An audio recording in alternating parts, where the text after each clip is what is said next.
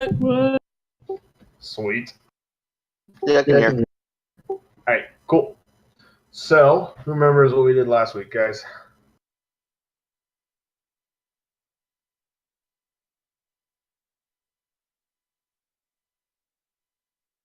Killed the hell out of that guy. Yeah, we took down the professor and his really, really strong golems.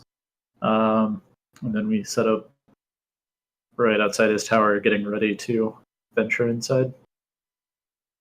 And one of the golems had like a brain in it. It's sad. Yes. But it was an axe, so potentially good or bad, depending on how you look at it. Indeed. So, yeah, that basically covers it. You came out from the eye, you tried to decide what to do for a little while, and eventually you just settled on murdering the shit out of the professor. Which you then proceeded to do by stun-locking him. Yay. What can I say except you're welcome?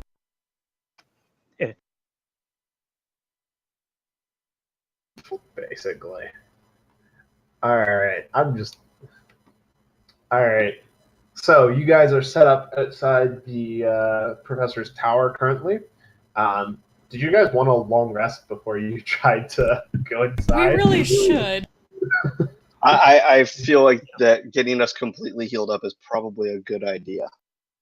Yeah, plus, I mean, with him dead, it's not like there's a huge rush. Yeah, the time pressure is definitely lessened. Give me those sweet, sweet spells back. Great.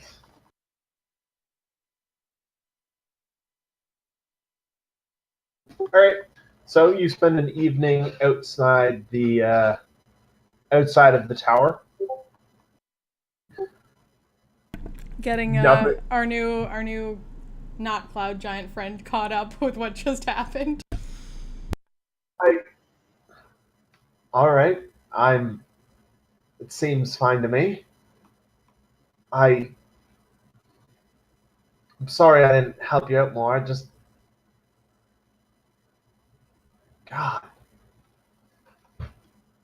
Felt so angry. I was gonna just lose control completely.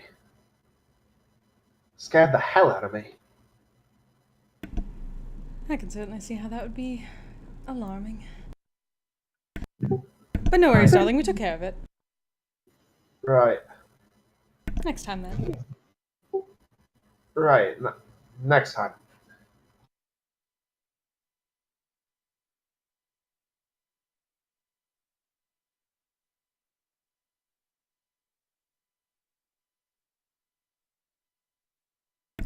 The question is, how do we intend to get in and deal with the rest of the morning?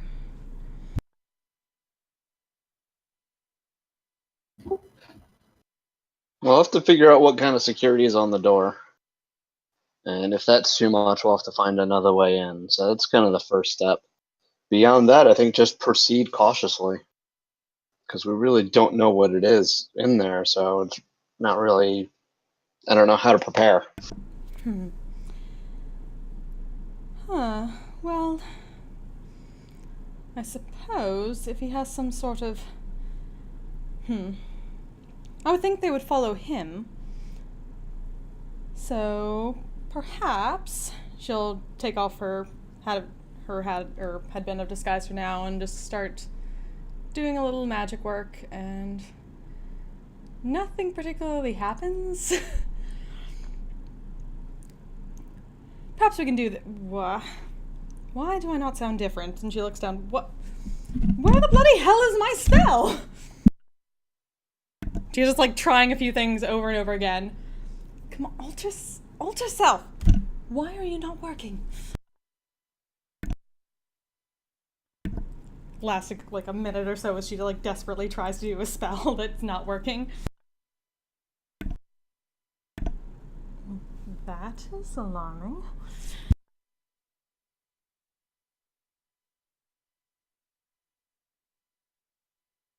Is this new? Because you were spelling pretty well yesterday.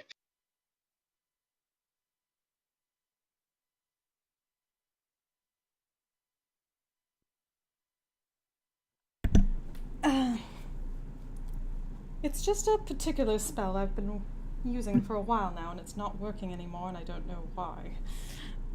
It's fine, it'll be fine.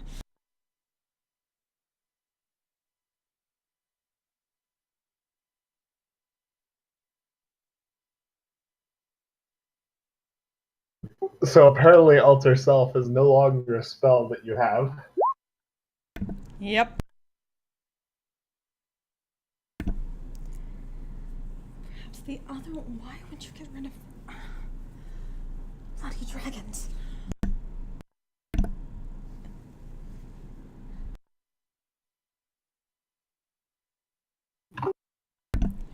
It'll be fine. No worries. We'll find another way. She's obviously kind of shaken by this, but she's trying to play it low-key. You can have your hat back if you want. It's alright. It wouldn't change the voice. All right.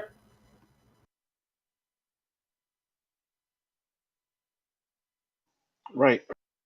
So let's, are we rested up yet? Sure. Let's check out the door. Over All there. right. It is now morning. The big black door of the tower looms before you. There is a single doorknob to the left-hand side of it. From what you remember, it opens inward. I try to open the door. The door opens. It's a big, heavy door. It takes a bit of effort to get open, but the door opens without a problem. Huh.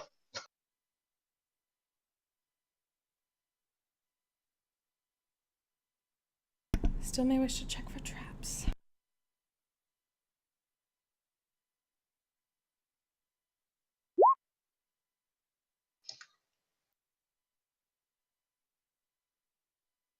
Is there anyone in the entryway? Or anything? There is nothing there. It's still just the same hallway of spinning gears that you guys remember.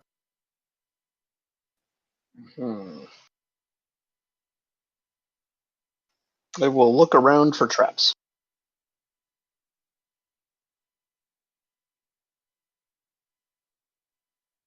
Yeah, we should probably already do that. Give me a perception check.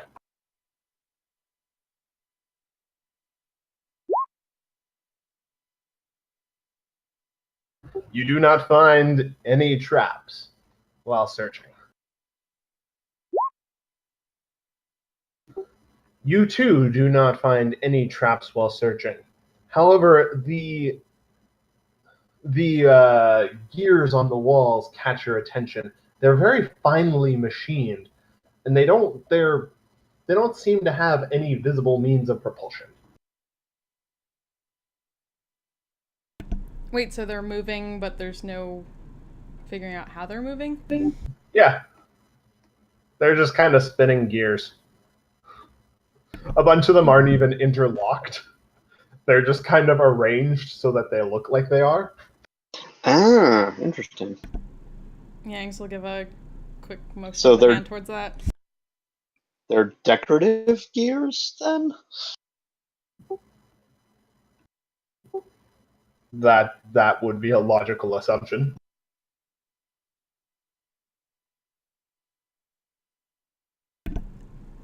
Nothing else about this tower was very decorative, from what I remember last time. I don't remember spending a lot of time looking into it, though. Inks definitely looked like she was looking for like portraits or anything, and he said it was basically really blank walls everywhere. I don't think he's the type that likes decorations very much.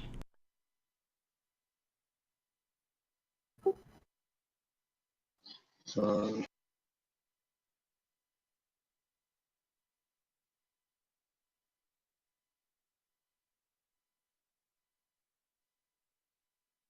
all right. Well, let's head on in. All right. So you come back into the same central dining area that you guys ate dinner in the first time you were here. There is still a door to the left, a door to the right, and a door directly in front of you, which is slightly ajar. From last time, you guys remember that the door to the right leads to the kitchens. The door to the left leads to the bedrooms and stuff that you guys stayed in. And the door in front of you leads to the professor's bedroom.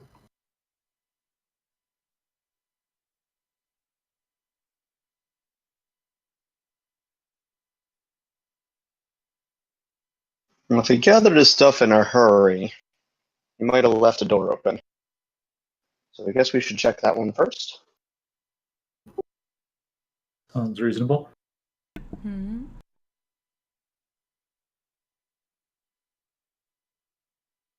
All right.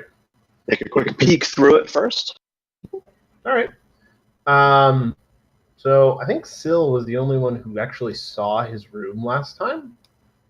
So last time the room, it had a small bed in the corner, primarily occupied by a large desk and several bookshelves with a very nice rug spread in the middle of it. This time, however, the rug has not been put into its proper place, and it is skewed to the side, showing a trap door that was previously hidden beneath it. Huh. So these doors would be big enough to fit the larger golem that the professor brought with him. So Okay. Bikeplo could fit up here, or into this room, yes. Okay. Look around for traps or anything moving or constructs.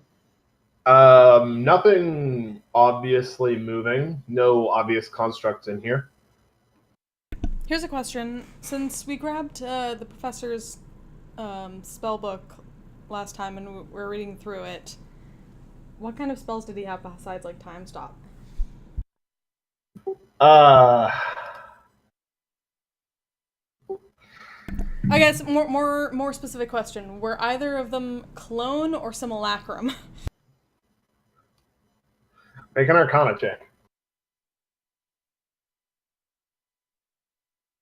Those are both higher level spells than you would be able to cast. So, Arcana checks.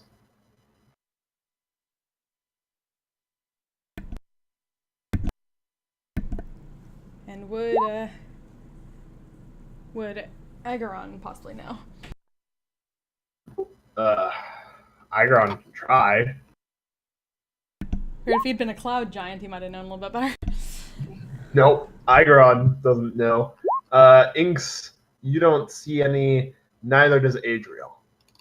You do not Okay. see clone or simulacrum, however it's pronounced. I figured that would have been something to know ahead of time just in case. Just show up and Quick there's another skim, one somewhere. didn't show anything with that. All right.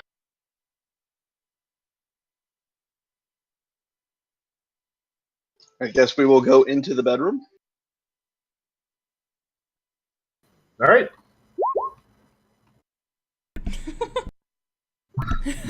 I'm being a terrible influence, darling, and I love it.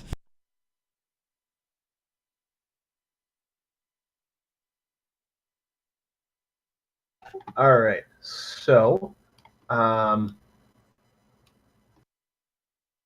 you all enter the bedroom. Nothing jumps from his bed or from behind the bookshelves to attack you.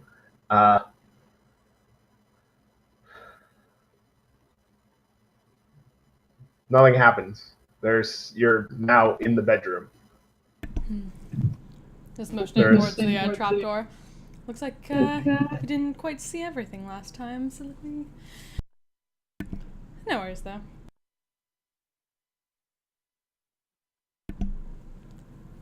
But somebody has a secret stash.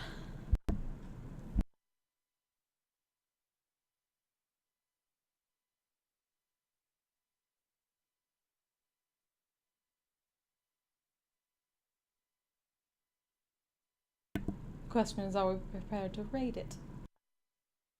I do want to take a quick look around the bit. Well, first I want to check, is the trapdoor closed? It is closed. All right, it's currently closed. I want to listen at the trapdoor to make sure I don't hear anyone moving down there. Make a perception check.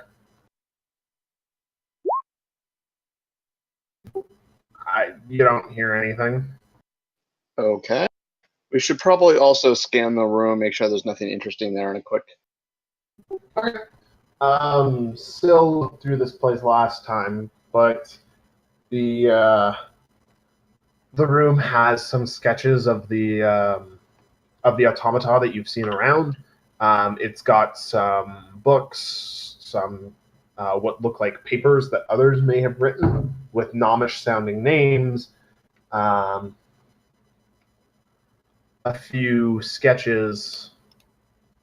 Nothing super incriminating.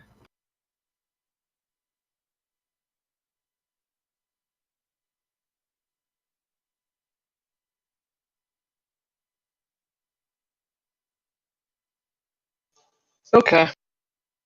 No, like footlockers or anything to toss. Sorry? All right. Well, if the room seems clear, open the trap. Check the trap door for trap.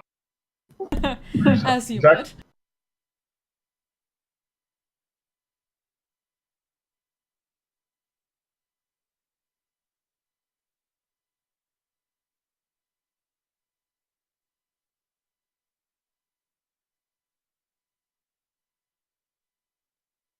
If you want to check for traps, perception check again for me. You do not find any traps.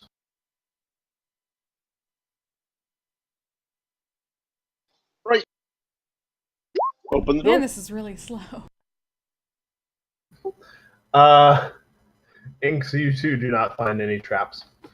So the trap door opens to a ladder that leads down into the darkness.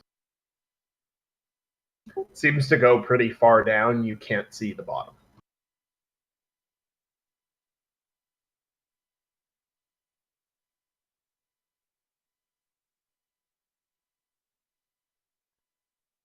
Well, that's not ominous at all.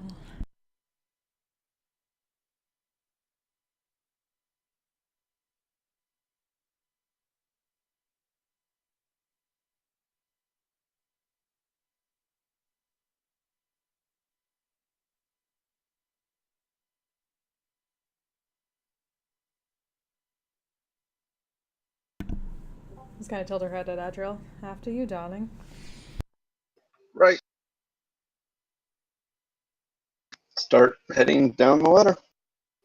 I'm assuming the elk will not be able to handle the ladder, though. That's probably a safe assumption, yes. Rats.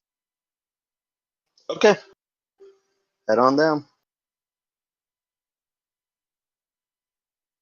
Great. So y'all climb down into the darkness. Eventually, you come down to probably around 200 feet down. You come down to a fairly well-lit chamber, in which I will drop you all now.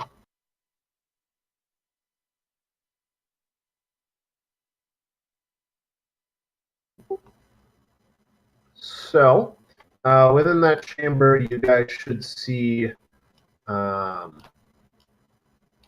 very large hunk of junk at one end of the chamber, and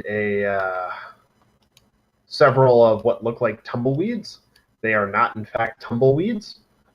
Each of the tumbleweed tokens is basically a little spider robot. It's composed mostly of hands. It's basically 8 hands stuck together walking around with a big basket on its back. Oh god, And they're the Right. hand things. And That's they're just creepy. walking around inspecting everything that they can. Somebody's been looking through Steven Universe forced fusions. I remember those. They're creepy as fuck.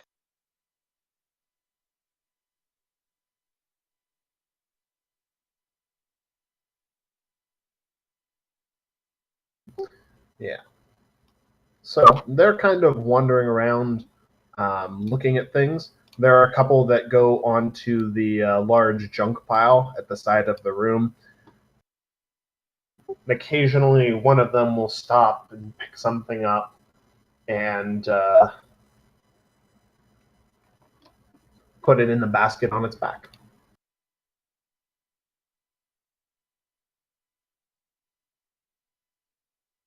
Up above the junk pile is probably 50 feet tall or so. Up above and behind it, you can see a door.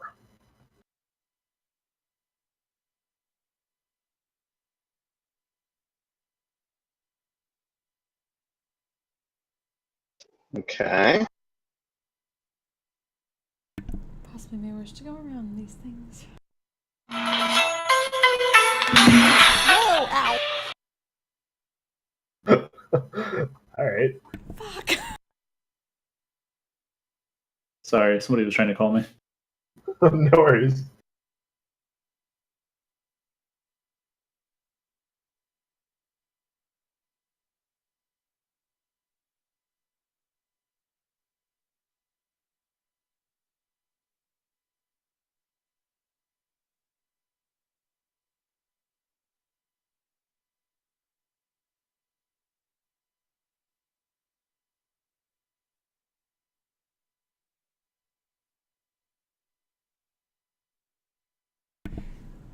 Yeah, because we'll be considering waiting until some of them give an Well- opening. I'm inclined to just try and get to the door. Yeah, get an opening from them moving, and then go around them to get to the door.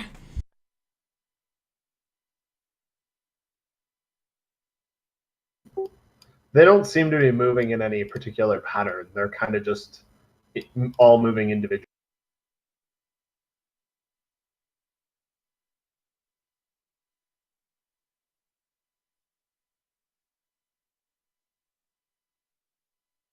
All right, so the junk pile looks as if it would be very unstable to try and climb directly up. Perhaps down here.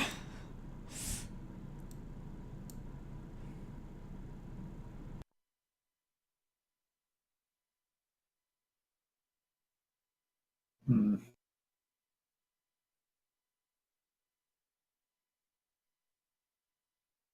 You can definitely try if you want.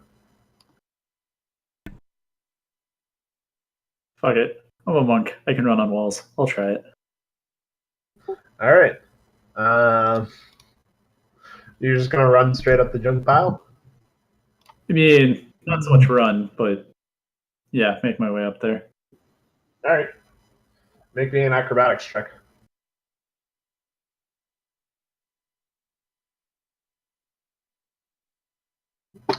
Good enough. So yeah, you run straight up. Some of the junk shifts underneath you. You almost take a spill at one point, but you make it to the top.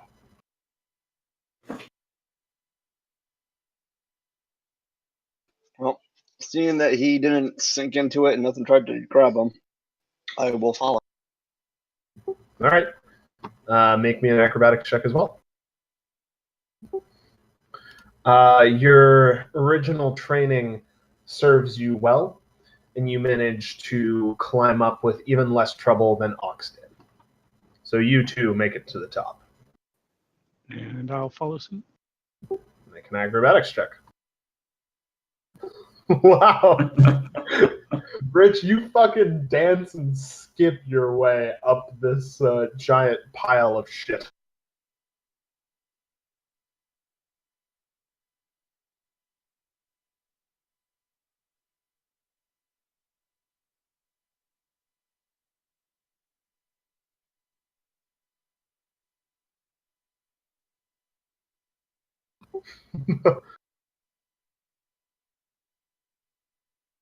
So that's 50 feet straight up, by the way. Is the open area down there. Oh, fun.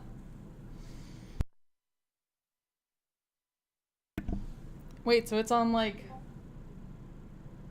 a ledge? Basically, there's a big ledge, and the junk is kind of making like a hill leading up to it. It's kind of unclear on the 2D map. I will give you that.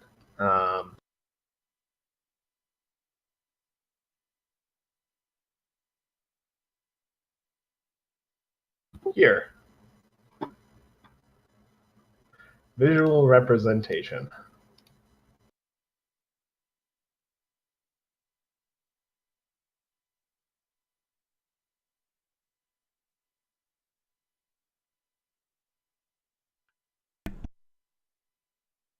Okay.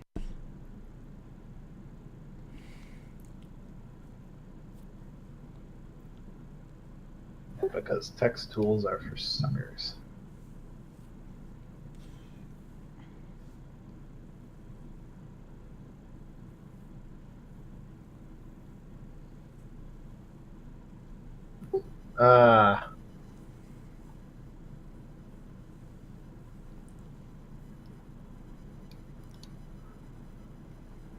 Yeah, that's Igaron. That's Go the Igaron. orc. Igaron's kind of just going to hit himself with a fly spell and come on up.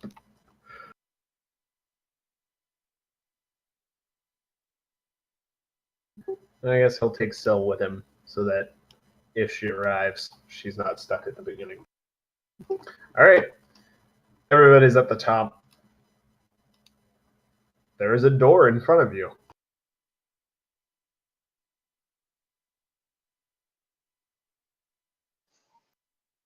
Question is it locked? Standard door check procedure. All right. I love that we have Okay. basically like bureaucracy for dealing with doors. Gotta follow standard operating procedure. I'm pretty sure every adventuring party has a standard procedure for doors.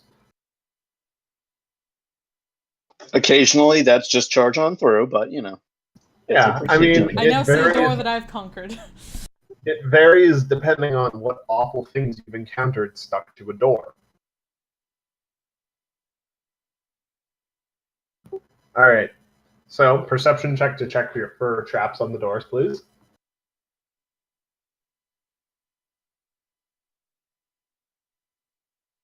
You find no traps on the door.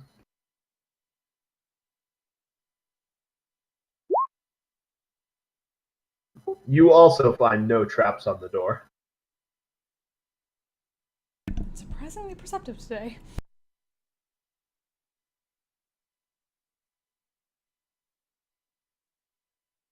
This door is lovely workmanship, though. The professor may have been crazy, but he paid good money for his doors.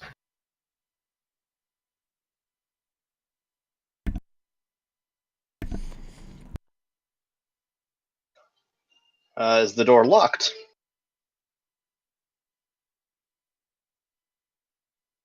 No, the door is not locked. Open the door. Alrighty.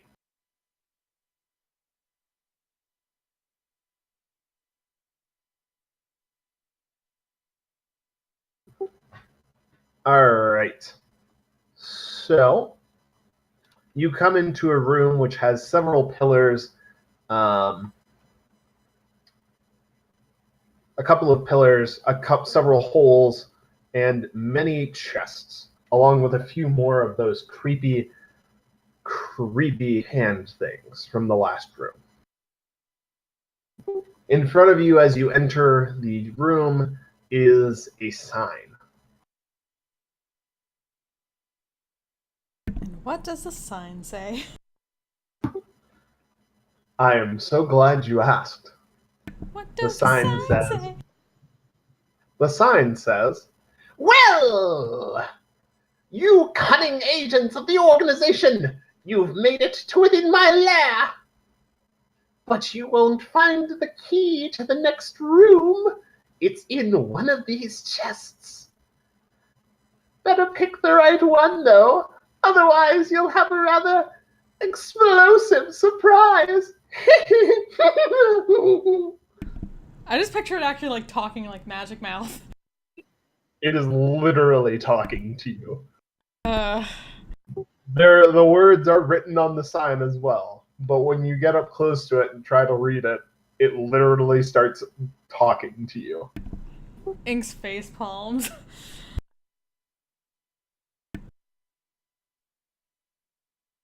I was really hoping we wouldn't have to hear that voice anymore.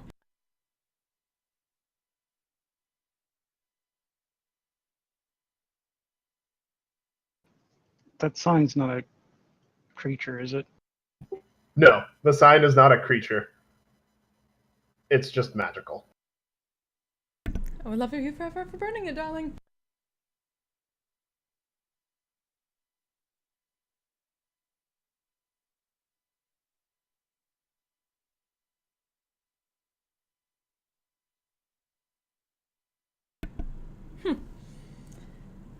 Speaking of smart, though, doesn't somebody have a locate object? Do we know what the key looks like? You just know that there is a key. You could specify the key Checking to the the next step. room. Or the room to whatever direction that was, north?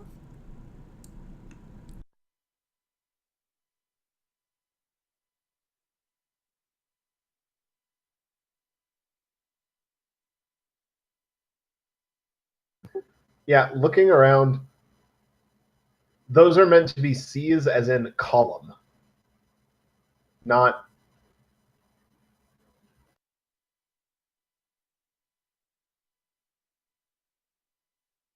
Sorry. But yeah, there are 2 holes and 2 columns. 3 columns.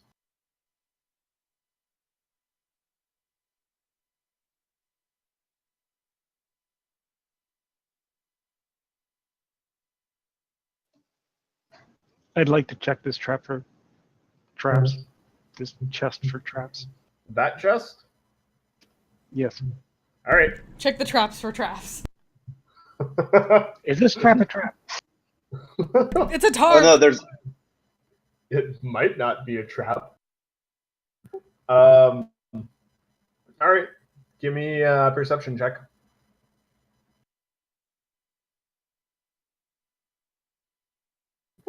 You do not find any traps on this one.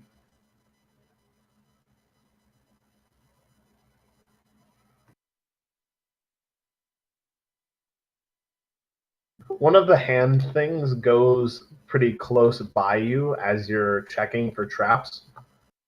It feels really weird. Ew. Tell it to stop Hey, getting hand thing. handsy. Hey, hand thing, can you do me a favor? It does not respond. Can you go open one of the other chests not near me? It does not respond. It tilts its underbelly back and forth, continuing to look at the ground. Does Sil get any kind of like actual intelligence off of these things with her fancy hat? No. There are no minds to these things.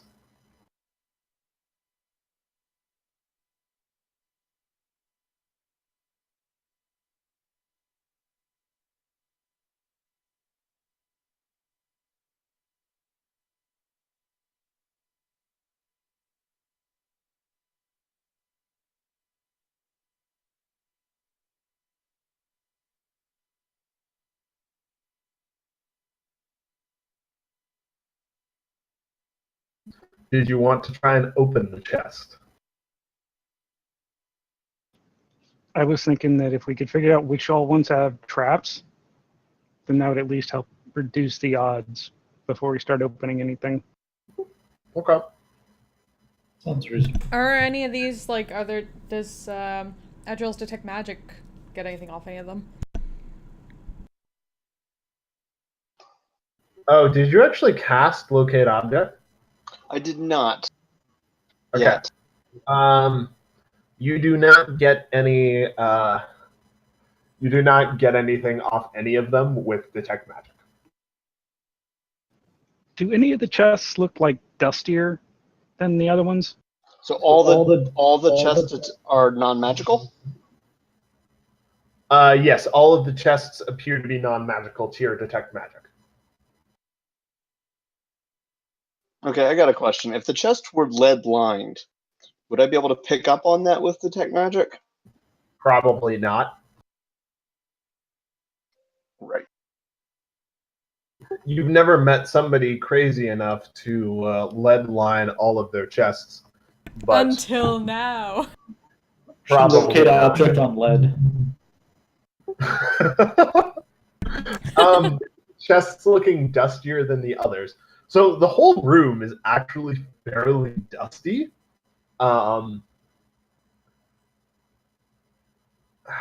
There are a few chests that are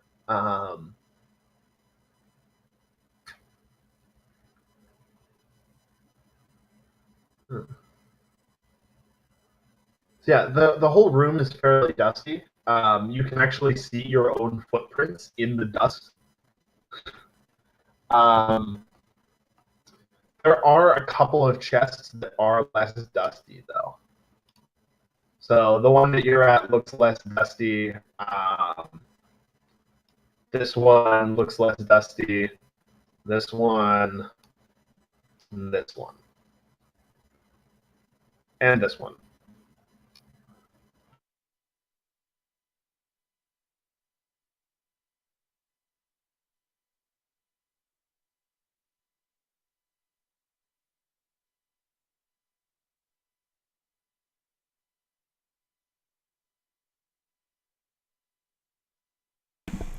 And do any or all of these chests look locked at all? They all have big, impressive-looking locks on the front of them. Would you like to try and lift the lid and see if they are? Yes, I would like to lick I one. would not like to lick the lid. Lift. Please do not try and lick any of the chests. Also considering things that you wouldn't want to lick. Potential for frostbiting one of them and seeing if like the cold can damage the lock.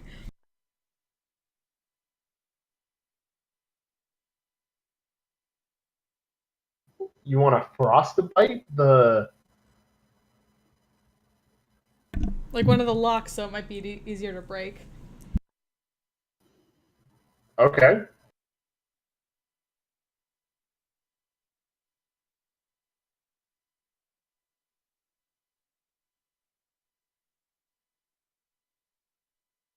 Anyone care to hit this? What Okay, do we you just wanna- talked about chest licking and hit this. Darling, you know me by now.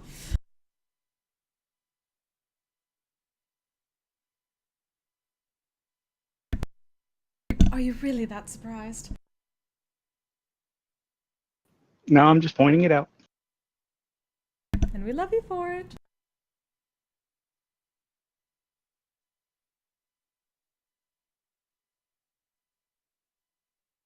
Which one did you throw the ice on? Probably this one.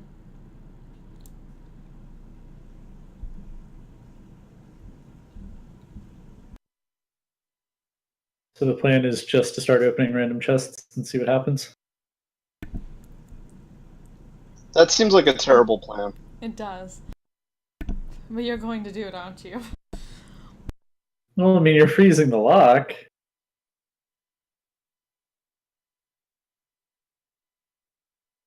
Yeah, I mean, I'll look for traps first. What do you want? Perception? Yep.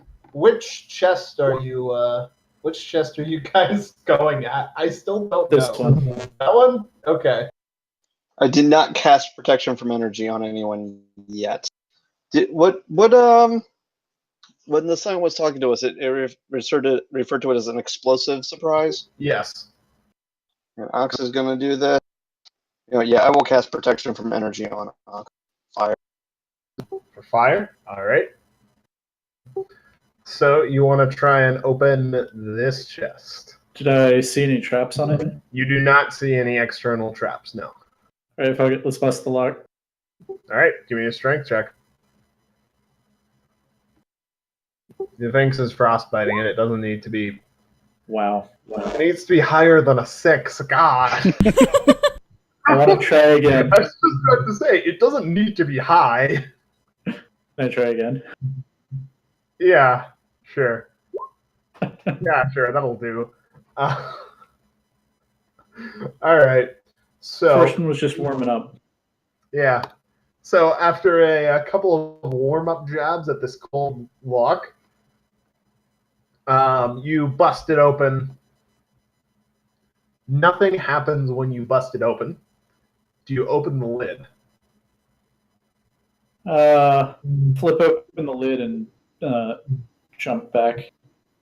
All right. As soon as you flip open the lid, the box explodes. All right, I've specifically positioned myself to be 10 feet away from him and yet behind the sign. Okay. Yeah, you would have... We'll say the sign gives you cover because it is a big sign. But Ox, make me a dex save.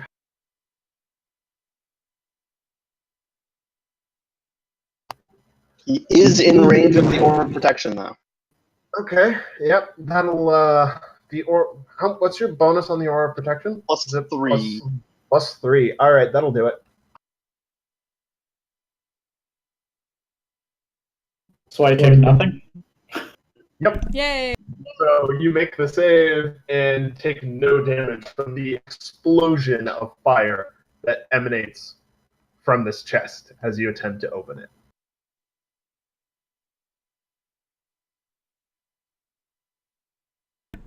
Oh good, it's fire.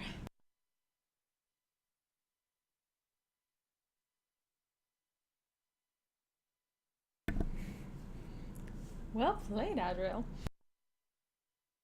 Well, Right. that's one down. It's so weird seeing you guys as markings on top of all my GM ones. There's like 3 or 4 layers of markings on that chest now. Which chest do you guys want to try next? The one Rich was checking out, maybe? Sure. Yeah, I'm gonna tie some rope to it, and then go stand on the other side of the room.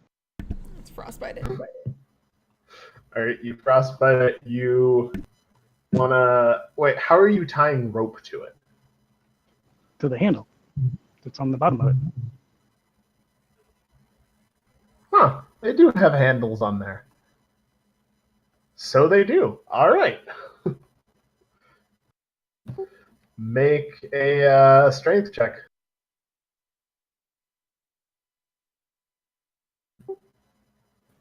Oh, this is going to go well. Good enough. The chest lock bursts, and the top of it flies open, but there is no explosion this time. Instead, you hear the professor's voice emanating from it. Fooled you!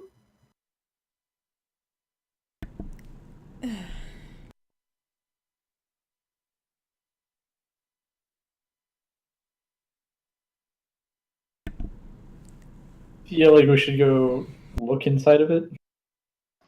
I'm just going to yank on the rope to tip it over instead of sticking my head over it. All right. It's probably a Good good idea. idea. So you tip it over. A piece of paper falls out of it and lands on the ground. Sima just says what we just heard. No, in fact, if you go over and pick it up, does somebody want to pick it up? Yeah, this is a really bad idea, though. Rich, you should stay away. I'm pretty sure I know what this is, but in character, I would check it out. Oh dear. It is not, in fact, what you think it is. It is, in fact, a piece of paper that reads, "Dear infiltrators of the organization," and beneath that has a crudely drawn picture of a butt. Oh no, dick butt. No dick butt here, just a butt. Okay, next one's dick butt. Ball it up and toss it aside. All right, which one next? Rich seems to have one in mind. Yeah, go ahead and do this one. I'm next to. Oh, the one that you're next to? Yeah. Okay. Are you just gonna open it straight up, or? Oh, no. I'm going to do the rope thing again. Okay. Everybody position yourselves.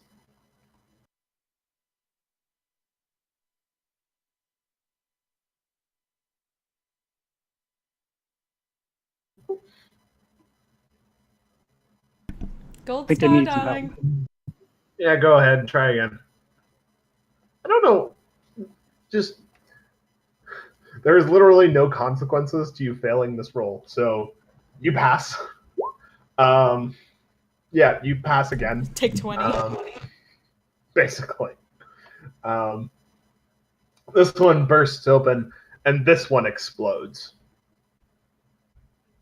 Oh, which one?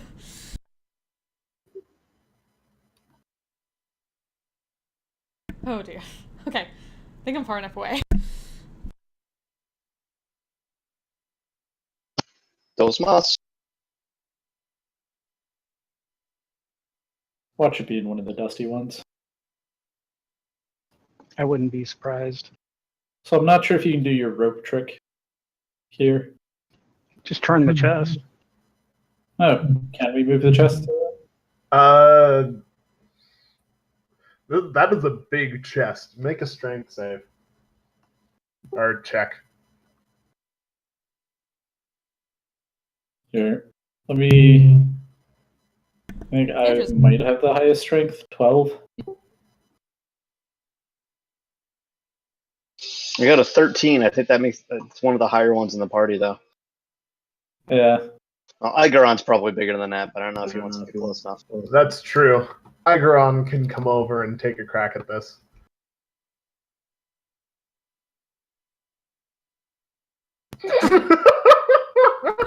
Wow. He's still getting used to it. Igaron slips and falls over as he tries to push this chest. No, it looks like this chest is stuck to the ground somehow. All right. I guess I can open it and jump back again. All right. So are you frostbiting the lock again? Sure. It looks like I can find cover here, but All right. Adriel, you might want to back up one more square. there we go. All right. So Yep. you smash the lock, open the chest, jump back. There is no explosion this time.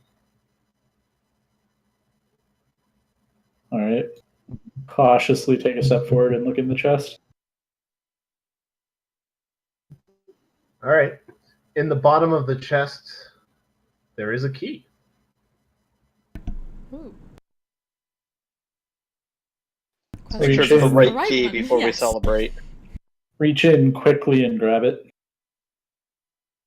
All right. As you reach in to grab it, a dagger shoots out from the side of the chest and attempts to stab you.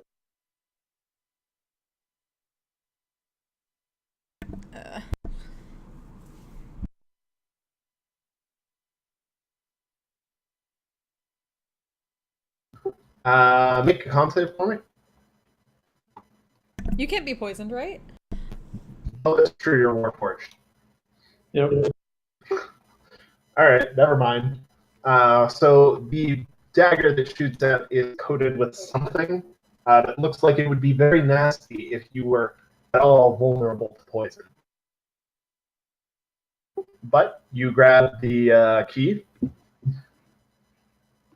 soon as you grab the key as well, the magic sign near the entrance starts chuckling. You found the key! Good job, infiltrators. But can you find the door? Oh, you have got to be joking.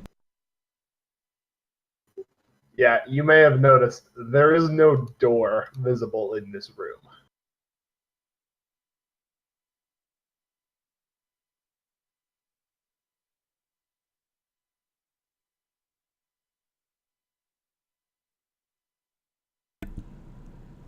Oh, wonderful.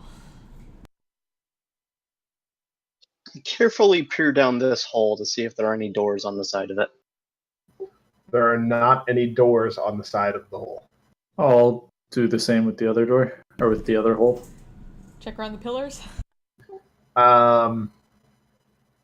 For people who are investigating the holes, make me an investigation check. Same with the people who are checking out the pillars. Well, these are some holes.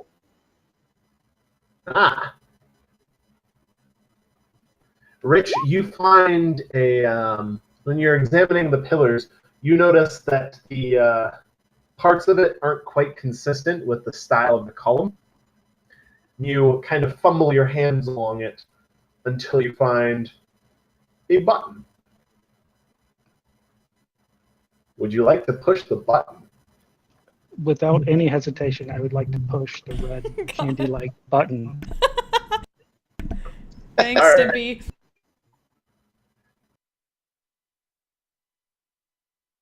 All right, so the room rumbles slightly, particularly on the eastern wall. But it reveals a door. Diddle-doo, diddle-doo, diddle-doo. Oh. Well done, Richard. I'm gonna try to unlock the door with the key. The key unlocks the door. Sweet. Crack it open and see what's inside. All right, give me like 2 seconds before we go to the next room. Sure. 2 more seconds for wine.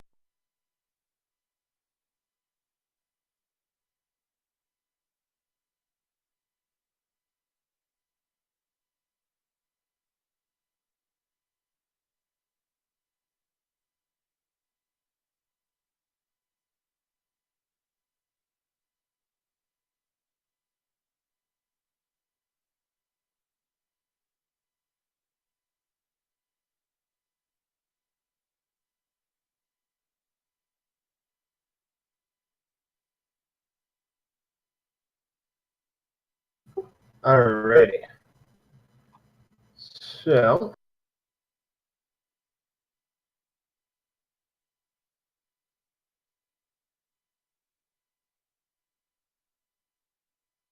entering this room, you see more creepy hand robots. You see another very large sign, and you see what look like enormous pillars that are resting on their sides. There's a whole series of them going all the way down the room.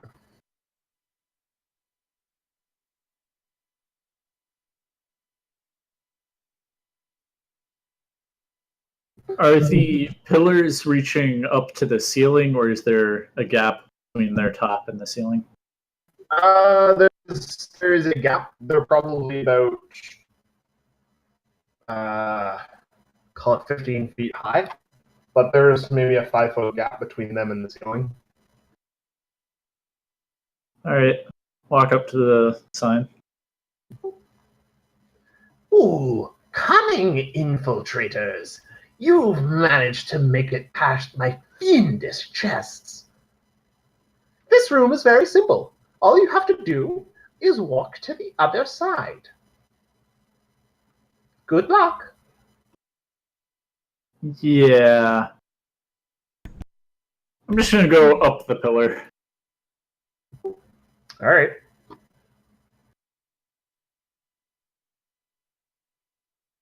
And down the other side. And just keep doing that. When you set foot in this area, whoops, it's not pinging properly. In here, you hear a click underfoot as the ground that you step on depresses slightly. Yeah, I figured that. Adriel and Rich, where you're both standing, you also hear slight clicks underfoot. Oh, what did you do?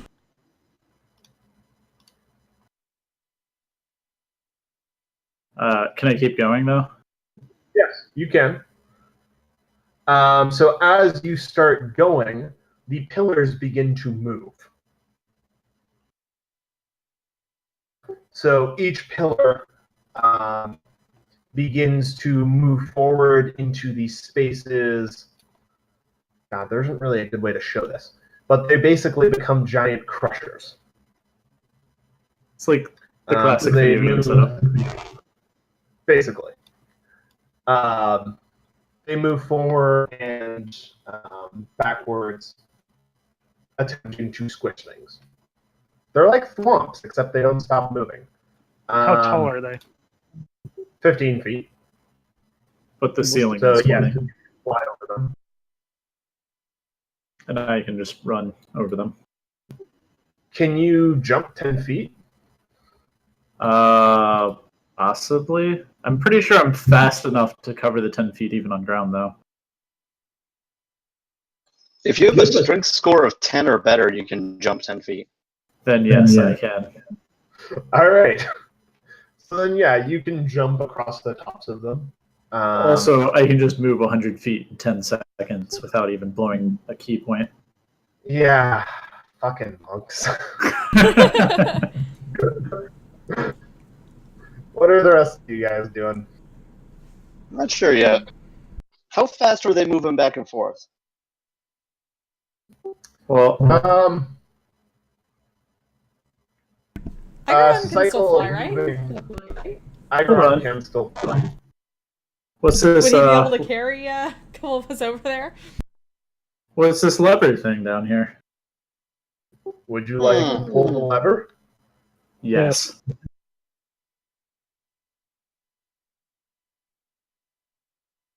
All I feel right. like Ox and I would be racing each other to pull the lever. All right. Those of you who are standing in that, basically in this. Well, 1 second.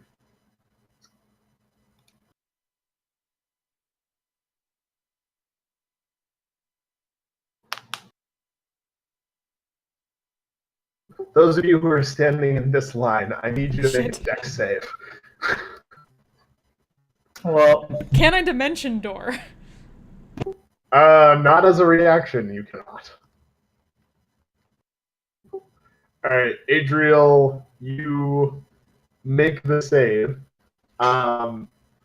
So as I need you to make one too. It's being slow. So, okay, cool. So as not quite good enough. So, Shit. as you pull the lever, the pillars do stop, but it fires a massive lightning bolt straight down the corridor between them. Shit. whoops.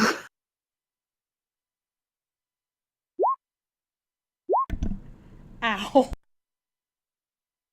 Just hear a scream and a Take that much lightning damage. Save to have. Oh, half it? Or full? If you saved, you take half. You did not save. Yeah. Adriel, with your 20 feet, you definitely save.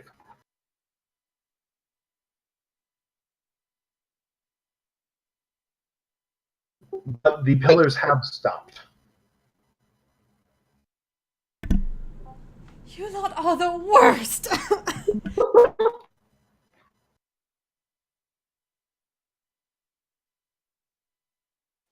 I cautiously move forward. Stand over here. No more lightning bolts fire as you walk.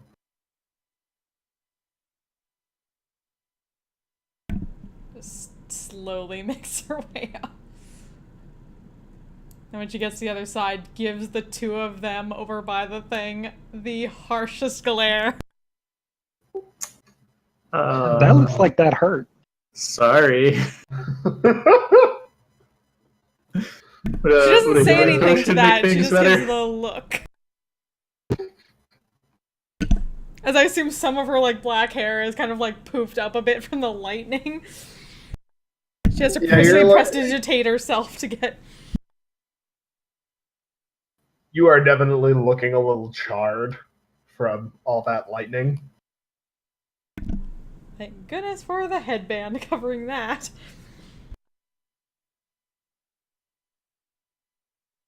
Alright, but there is another door. Open it. Alright.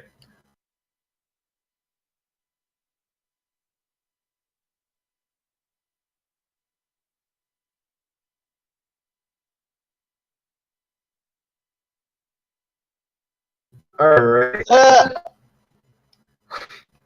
So you find your way into what looks like a slightly larger and possibly a bit more involved looking study. So there are a couple of more hand bots around here.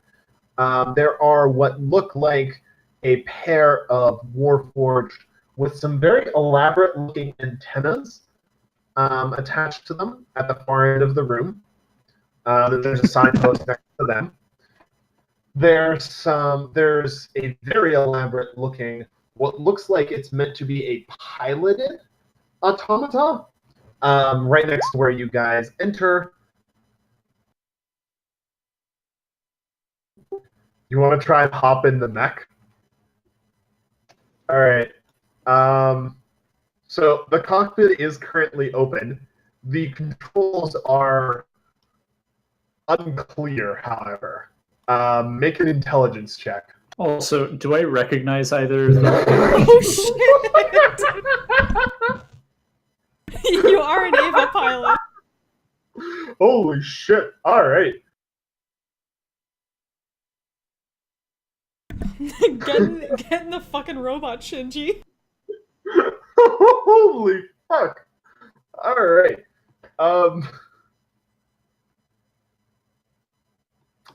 So you get in the mech, and it may not be clear to any ordinary man, but you are no ordinary.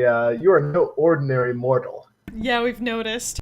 You managed to turn the mech on, get it like walking. You're not quite sure what this apparatus with all the tubes attached to one arm is, but you're pretty clear on what the other arm with the giant axe is supposed to do, and you get that swinging. I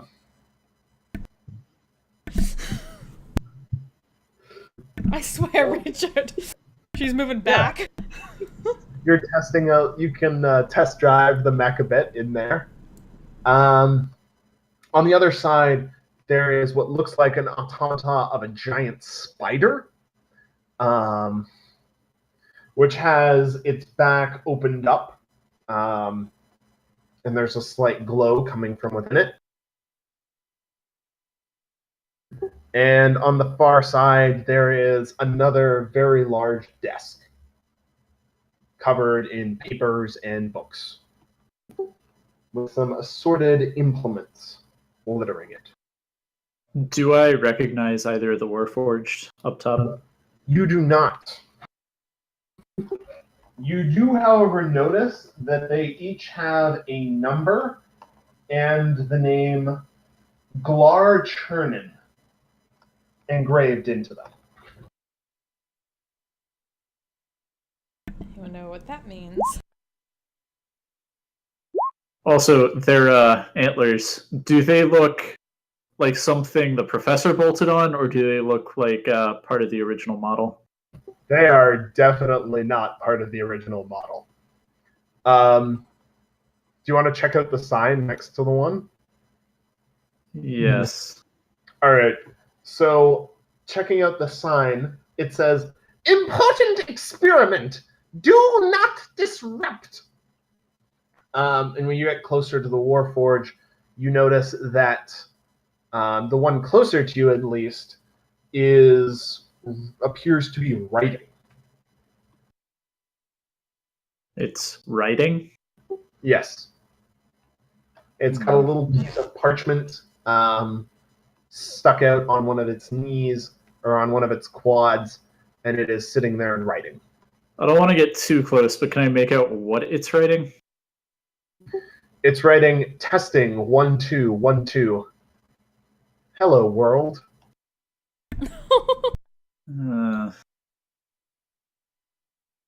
What about the one over here? Testing 2 1 2 1. World, hello. All right. And let's check out the desk. All right. So there are what look like some lovely drawings scattered all over the desk. There's a few books. What are you looking? Are you looking for anything specific on there? Two things. First and most importantly is any mentions of Axe or a description of a Warforged that would match him. And second, a description of what's going on with these two. Okay. And I guess third, what's up with the spider? All right. So there is a book on his desk labeled journal. Would you like to look at it? Yes. All right.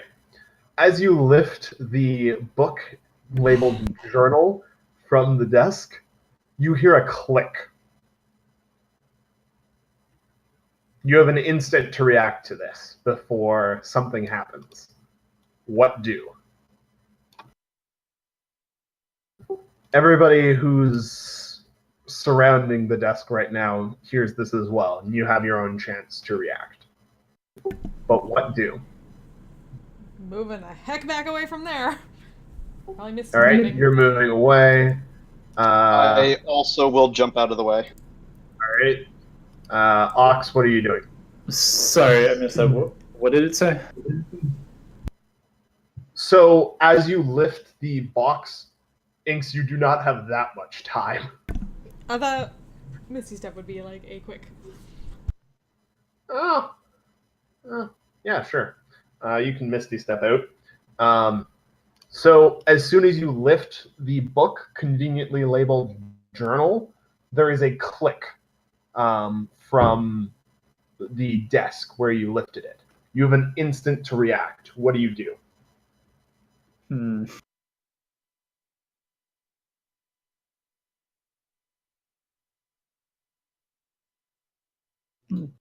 Do a short jump backwards, like I did with the chests, and toss the book behind me.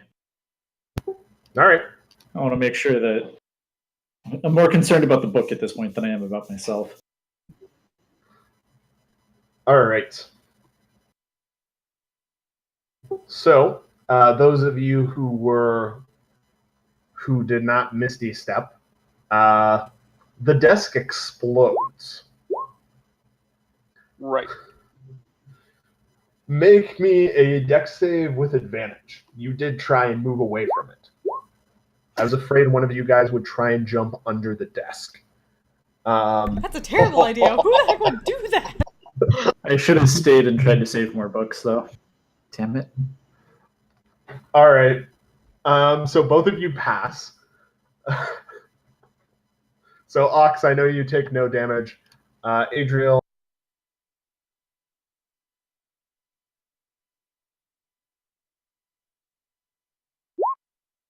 Take half. So You manage to save the book conveniently labeled journal by tossing it behind you. Aw.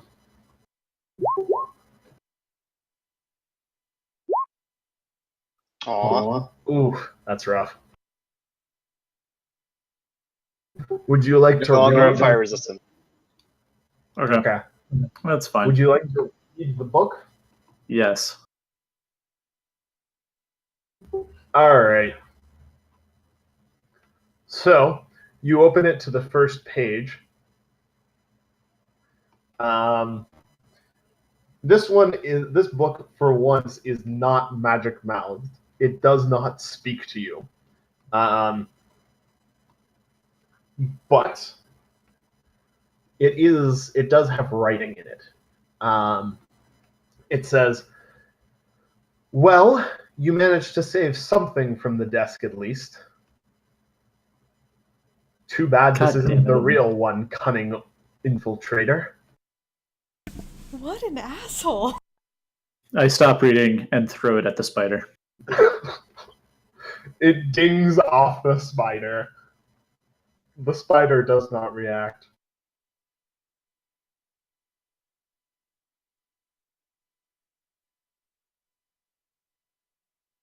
All right.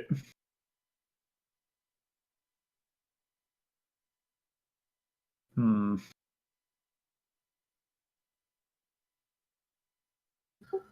Um,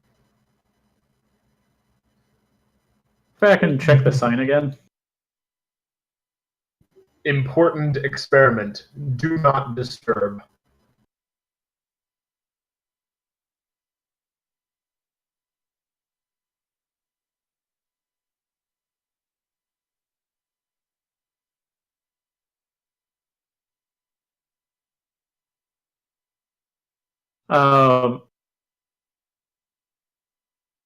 I want to disable the Warforged. Want to Take out their disable joints. Yeah. Okay. How are you disabling them? Just damaging their joints so they can't move. Okay.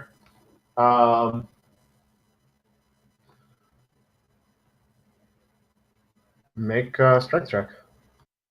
Or actually, make an attack roll. If you're disabling their joints. Okay. Yeah, good enough. You smash up some of their joints.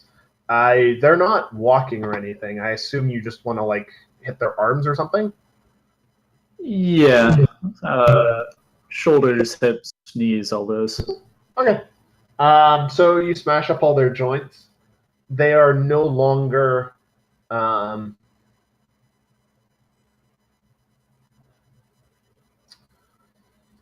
when you smash their hips and knees, they're no longer supporting themselves, and so they can't keep the antenna pointed in the correct direction. And so they both stop writing. Okay. Go ahead and lean them up against the wall, and then do the same thing to the one over here. All right. They both stop writing.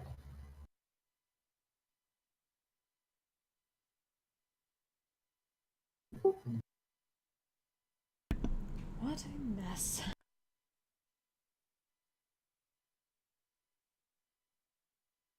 And go check out the spider. All right. So it looks like a clockwork spider. It doesn't look like it's got any. It's running right now. It's got a. It's got its back opened up. Make a perception check.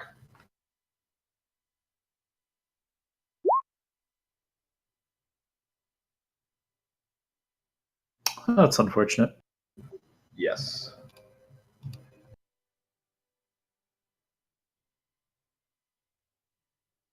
So, I mean, there's some great gear work going on in here. You also notice that there is a little scrap of paper stuck into the bottom of it.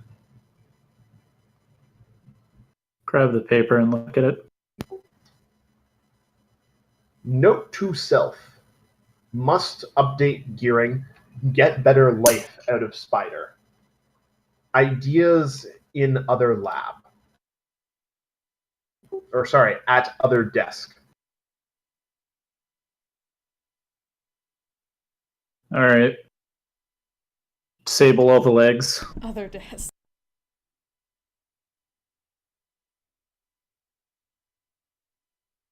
All right.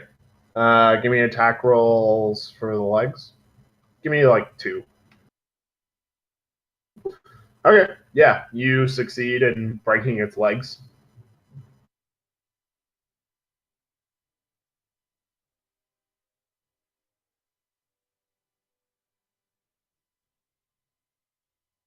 And then, damn it, I guess just start looking around the room for any buttons or secret doors. All right. If you're telling people, there's possibly other desk. Oh, yeah, cool. I would have shared the information from the note. Okay. Make investigation checks, please. Oh, damn.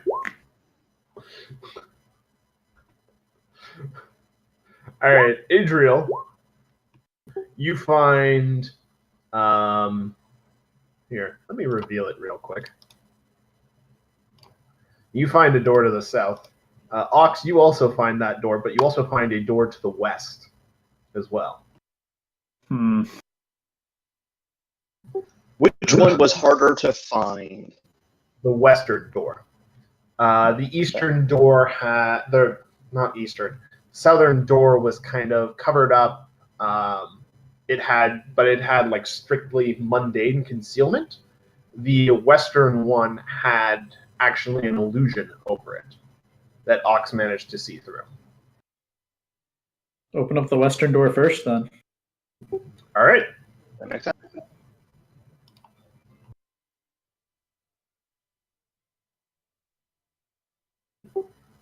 So there is a room with a single sign and a single door at the far end. Checking out the sign. The sign reads, "Beware of bear trap." A literal bear, bro. I'm gonna skirt around the edge of the room and going to the other side. All right. Once you reach around here-ish, you hear a click. What do? And a bear drops from the ceiling. What do? If I look down, do I see anything? It's like a pressure plate? Yep.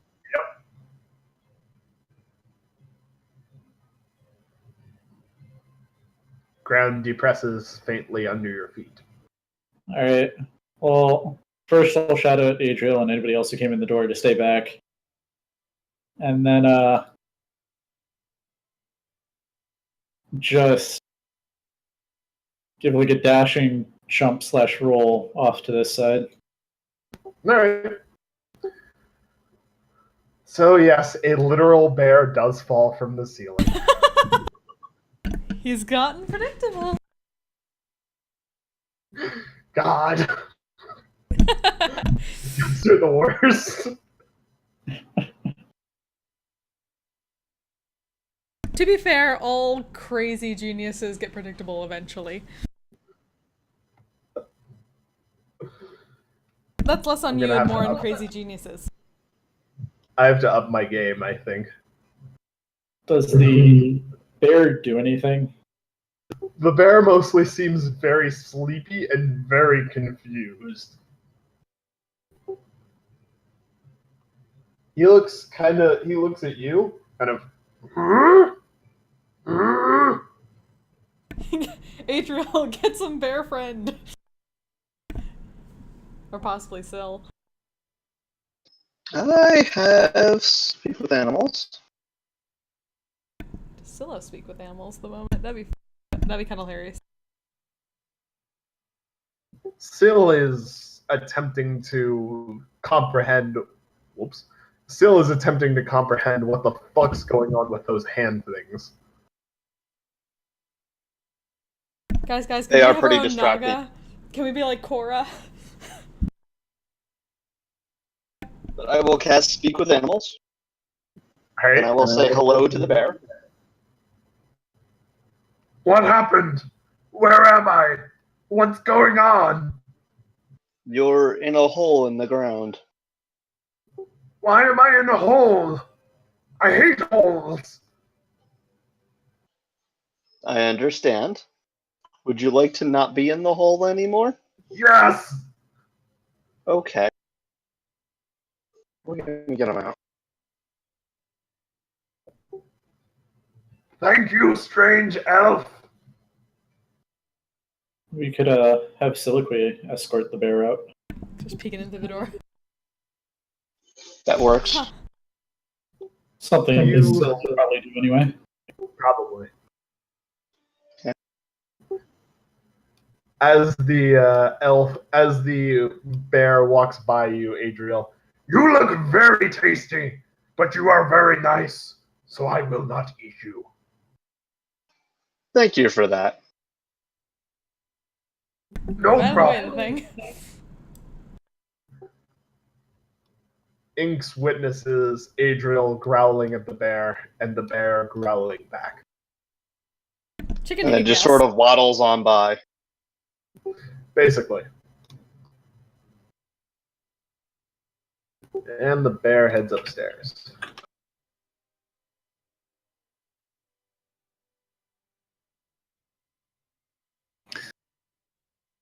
Grab at the next door before the bear is even fully out of the room.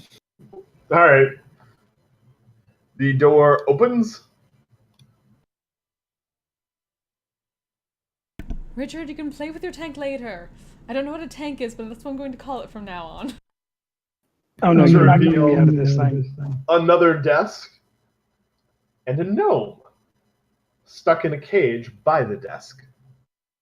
Do I recognize the gnome? Yes, you would. Oh. You would recognize him as one of the gnomes who repaired you guys. Give me a name. A gnomish name. Um, Oh god, this is gonna be a really long name. hold on. Let me open my player's handbook. I don't remember what gnomish names See, are this like. is why we need Robin. She's really good at naming gnomes. All right. But yeah, this is one of the gnomes who basically revived you and your brothers. Specifically, it is the gnome. What the fuck is that? yeah. Oh, Barbie. you haven't met the weird gnome in Tuesday campaign yet. Oh, good. Of the New Hampshire fuck that's. But yeah, this would be the gnome that Axe was Traveling with. following. All right. Narby. I'm gonna go ahead and rush over there and break open the lock. Ooh, Ox! Ox, it's so good to see you! The gnome basically falls out of the cage. He looks pretty beat up. He's got several bruises. He's scratched up. He's looking thinner, too. Oh, it's so good to see you! Oh, dear Ox. It's been so long. How are you? Have you been oiling yourself? Have you been polishing up? Ooh, you are very polished. Excellent. Have you been keeping up on your maintenance and your exercises? How have you been? I'm fine. Where's Axe? Oh, Axe is around. That crazy professor. He was trying to do something with him. Something about modifying him and transforming. I have many questions, but they can wait until we find Axe. I know! Why would you modify a Warforged? They're so great as you are! You are just perfect. He reaches up and tries to, pat your cheek. You are perfect, dear Socks. Don't let anyone tell you otherwise. Yes. Do you know if this trap is, or if this desk is trapped at all? Oh no, he used it all the time. All right. Adriel, could you help his wounds? I'm gonna go check out the desk. Certainly. I'm fine. Thanks for asking.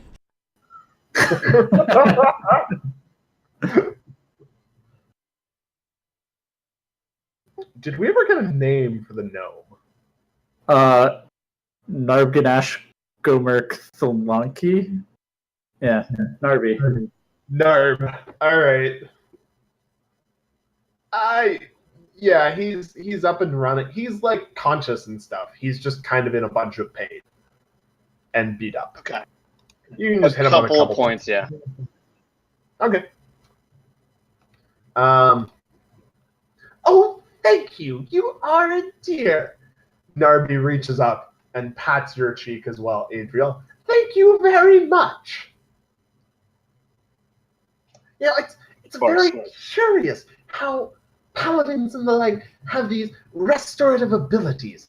It doesn't fit very well with their other powers, which are all about dealing damage and smashing things. I don't like smashing things. Why would you smash things when you can put things back together again? Isn't assembling things just the greatest? Oh.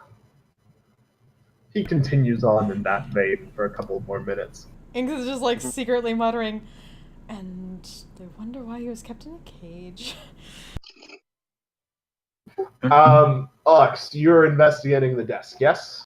Yes. Again, looking for mentions of Warforged, specifically Axe. All right. So there are actually several books in a stack, each of them labeled Log, Warforged, some number. There's 16 of them at the in the pile. There are also drawings for several. There are also several drawings of Warforged, including some that look modified in various ways.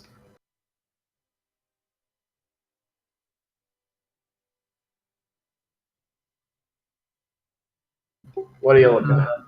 Start with the journals. Start with the latest first, and just quickly skimming through it. At this point, I'm just trying to find out where Axe is and/or what has been done to the other Warforged. All right. So this one describes a Warforged who arrived with an annoying gnome, and who is trying to, who agreed to submit to basically anything that the professor wanted, as long as the gnome was kept alive. So the professor has been performing several different varieties of experiment on him. And so he's got the capability to modify his form now to specialize into various different things.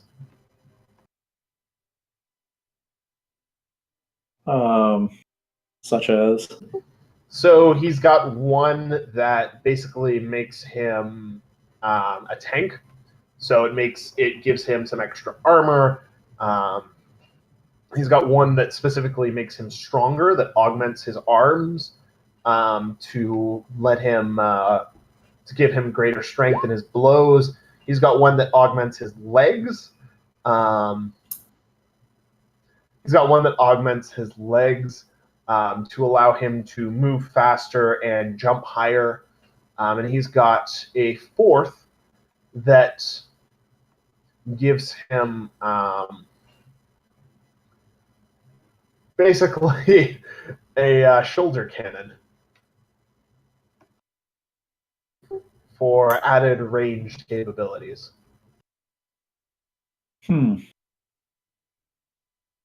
Is that all it mentions him doing to him? It mentions him examining his brain a bunch. Something about still can't find the spark. or source of the spark. He really is a transformer. Did he do anything to the brain, though, other than look at it? Doesn't sound like it. He's got a couple of proposed ideas. There's several scribbled out ideas as well. Some of them with notes like, can't do this, did this to number 12. Can't do this, fails, did it to number 6.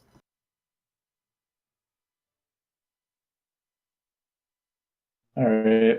And does it mention where the where Axe is?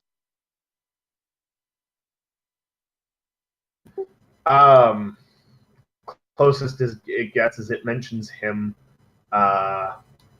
being on a stage. All right.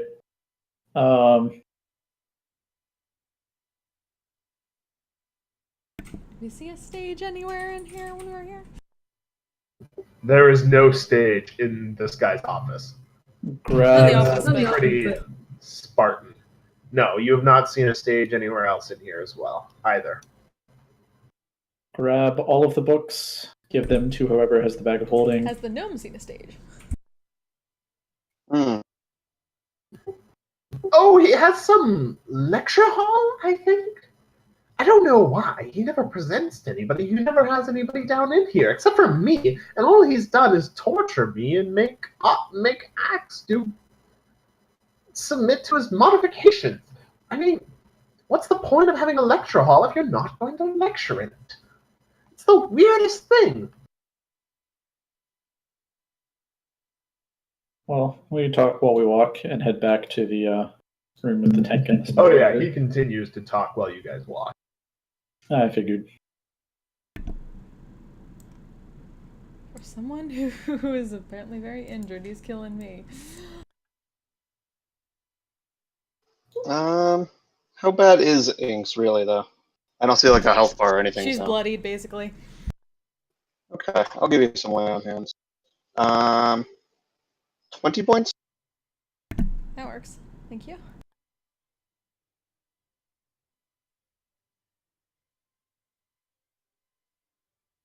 All right, so entering through the other door, you find what indeed has a stage. Several tables set up with cutlery and glasses and placemats and plates, as if he's preparing to receive somebody. At the front end of the room, there's a stage. Above it is actually hung a banner saying, "Congratulations, Professor." There is a very large door at the back. There are two golems, which you guys recognize as looking the same as the larger varieties that he brought with him. And there are 6 more of the smaller ones. And they're all arranged, standing at rest in the back of the room. In front of them is a warforged who looks sort of like Ox, but Axe didn't have all of this extra armor on him the last time you guys saw him.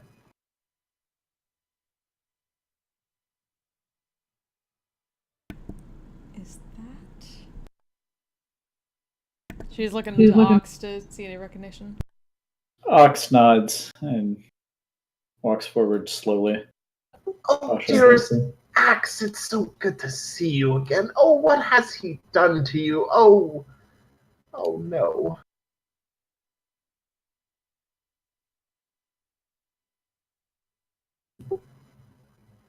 Narby.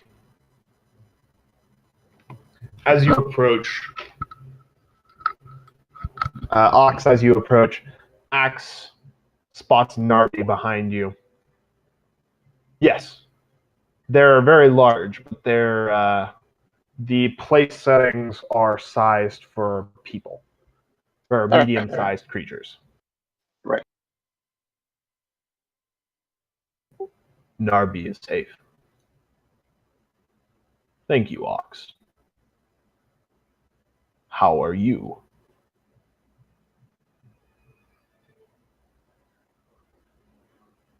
I'm assuming this is not how Axe normally talks. It's slightly more monotone than normal, yes. Axe, what happened? Professor had Narby. Couldn't let him kill him. He's my friend. Yes. Well, Narby is now free, and the professor is no longer a problem. Good. He was an asshole. I like this guy. Yes. Are you all right? Ish. I'm changed. Ox. Yes, I read the journal. I am not properly functional anymore. We'll look back at Narby and ask Narby if he can fix him. I don't know. I can try. It will take time to figure out what's been done, time to see if it even can be. Ox. There are brothers in this place. More like us. Yes, we saw two in the room back there, and we disabled one of the larger golems, and points up at the ones back there, that had what appears to have been a warforged soul inside of it. But there are more. He points behind him to the double doors. Many more.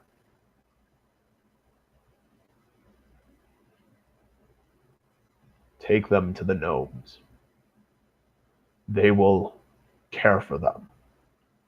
Bring them to life like he couldn't. Like I can't. What if the two appear? They are lost. The ox tilts his head downwards a bit as he says it.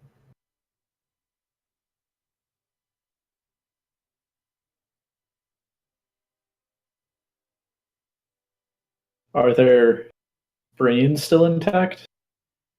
Yes. They have been modified.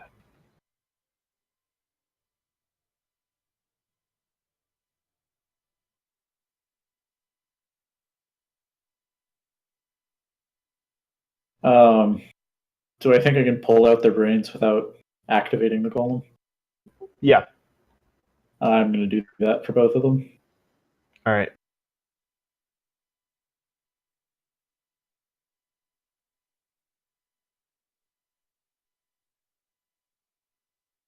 Hand them both to Axe.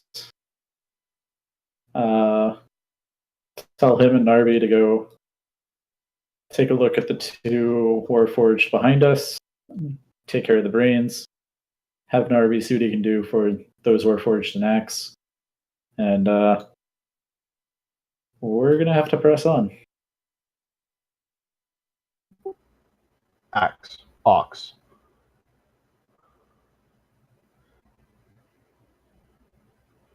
Take care, brother. It is good to see you.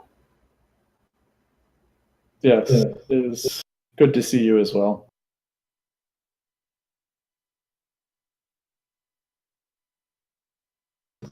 Sure. You can take as much time as you like. Well, just between walking around for a bit and just talking to people.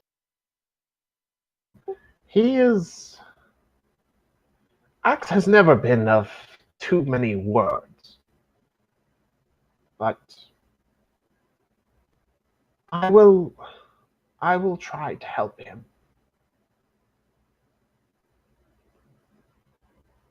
Professor was hard on both of us. I will do my best.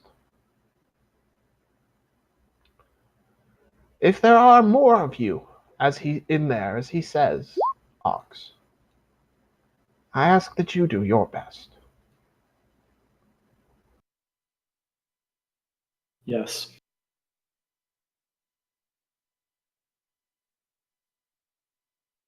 He and Ox head outside to examine the other Warforged. Or he and Axe. God, that's confusing.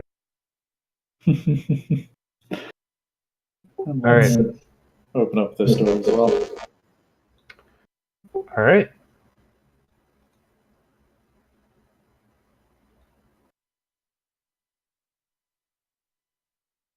So this door opens up into what appears to be a large kitchen.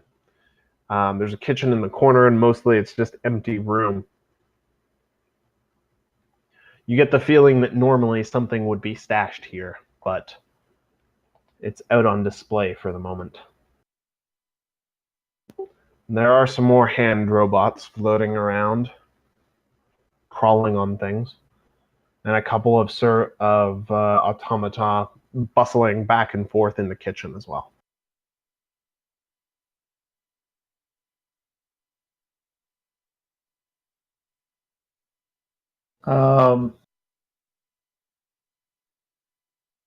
Hmm. X said there were Warforged here, but I don't see any. Is there any secret doors or anything back here? Roll investigation. You do not find... Oh, fuck. I'm so sorry. It was totally on the wrong layer. Oops. There's totally a door at the back of the stage. It was just totally on the wrong layer. I'm sorry. Oh, that's a thing. Go open that door instead. Yep.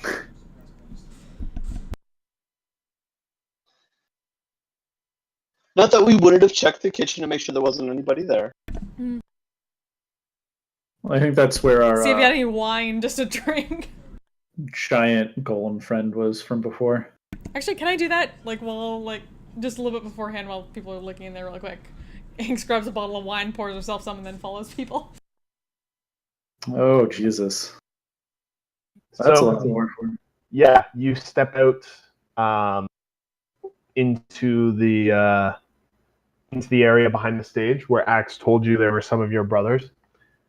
And before you, you see row upon row upon row of Warforged. And they extend much further out, both south and east, than is currently shown on here. There's enough Warforged down here that you could make yourself an army out of them. Thousands upon thousands. So this would have been our anti-Orcus parade. Are they all actually Warforged, or are they just the clockwork bodies of Warforged? They're not activated right now, but they appear to be... a casual observation says that they are, in fact, actual Warforged. Okay. And when you say not active, do you mean like the professor shut them off, or like the professor found them and left them off? Unclear from what you can see. And from what you've read so far, it is probably safe to assume that the professor did not make all of these, because it looks like there are many, many more than any single man could make, even if he'd spent his lifetime doing it. As you go examining, you see that each of them also has a number engraved into them, as well as the name Glar Chernin, same as you saw before. Anybody recognize that name? Or Yeah, I don't know. Would I, or would any of us recognize that name? Can we roll history or something? Sure, you can roll history. You do not recognize that name from anywhere in history. Okay. And do these Warforged seem to be the same model as either Axe or me? There are varying models. So you see similar models to yourself. You see similar models to Axe and to both of your other brothers as well. There are also a couple of other ones that you've never seen before. I've shown them all as the same unit just because it was easier to put them all in, but there are different units in there. So what script is the stuff written in? Is it like Elvish? Common. Common?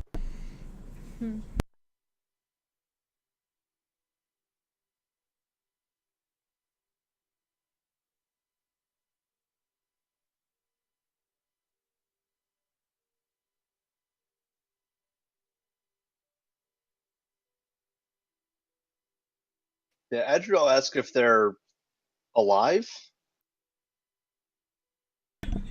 Here's a question. Does the writing look like it's a signature? Would that be his actual name? It mostly just looks as if somebody literally wanted to write their name on these Warforged. Mm-hmm. So there's the professor's name, probably. Yeah, that's a pretty good way to put it. Can they be awakened? Perhaps. The gnomes could, but I do not know how we are awakened. Let's see.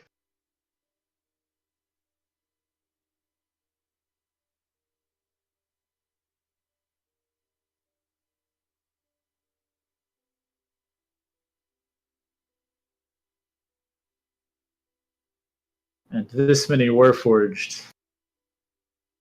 This is a significant weapon. Yes. Well, we were requesting it.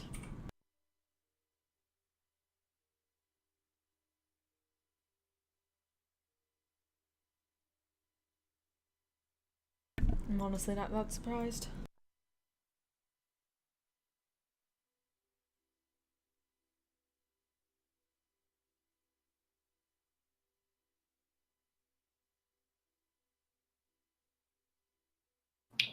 Do the Warforged all look like they're in good condition? Yep. No need to be repaired?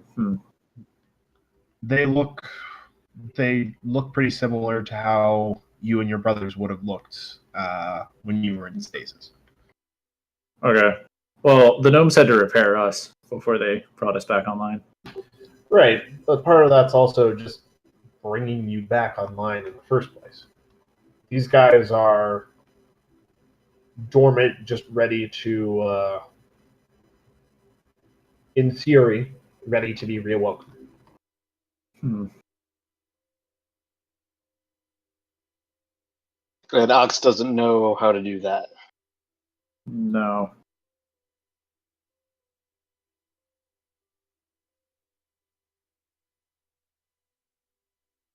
Gonna pop a divine sense. Do I pick up anything? Nope.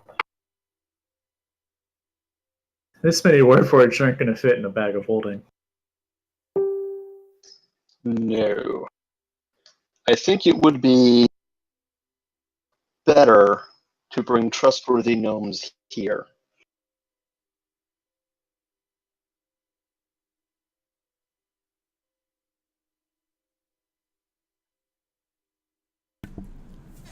Can we find a sort of middleman. Well, the problem is that that is basically talking to Lord Naboon. Do we still have any giant sending stones? Yeah. The Duke gave you one specifically so that he could contact you and you could contact him. Right. So, I mean, we could contact the Duke instead of... You really want the Lord Naboon. Duke having Yeah. all these after his Well- little foray into creating his own... No. But I don't want Naboon to have them either. I don't see Lord Naboon using these for evil. He was willing to enslave a fire elemental. He was willing Who's to this? leave one enslaved. I doubt he was thinking of it in the same way as you were. Would he think of Warforged in the same way? He's only known you. Simply as a weapon. Has he treated you as such? He has not had the opportunity to put me under his power. To be fair, we've all been working under him at the moment, so technically yes.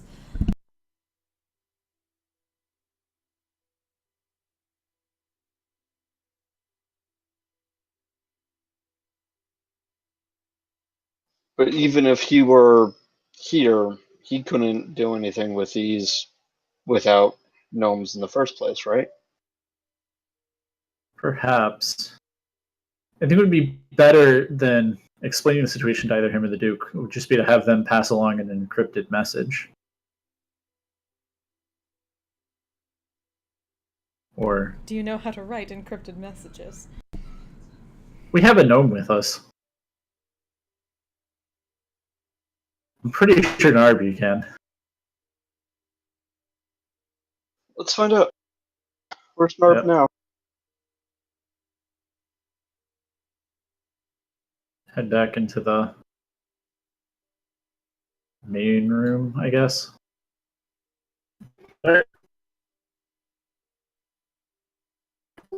Ooh, what did you find in there? Was there There's- more of your kind? There's so many. I don't... We can't bring them to the gnomes. How many are there? Dozens? Hundreds? Oh. Oh my.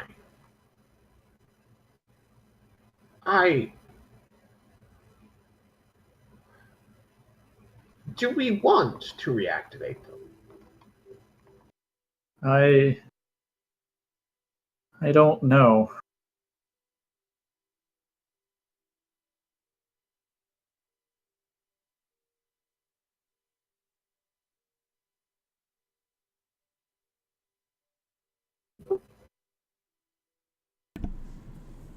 Perhaps one as a test?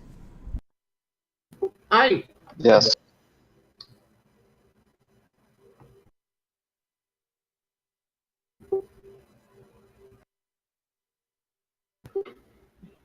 Narby, please. Take care of them. Like you did us.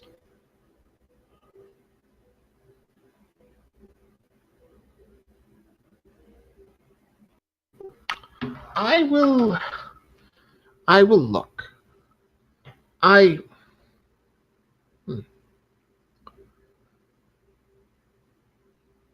must ask. There are two ways of awakening a Warforged.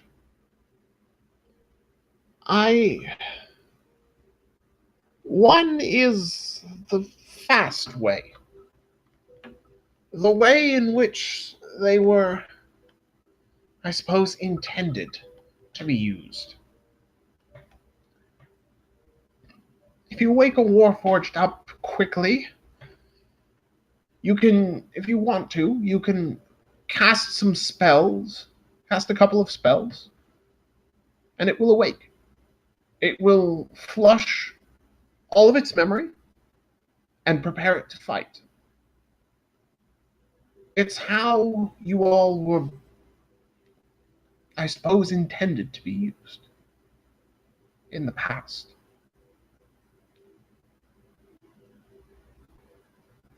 It makes you weapons. There's the slow way, which needs some time. I'll need a couple of days and some of the tools from here to awaken even one of them. But it retains memory. It retains the intelligence that the Warforged developed.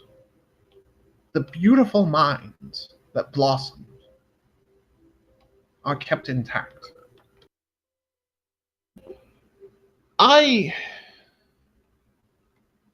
We, the gnomes, can perform either. I feel we should awaken one the slow way, if for no other reason to learn where they came from. A wise decision. You seek them for nothing. At the very least, it would be valuable intelligence. I see.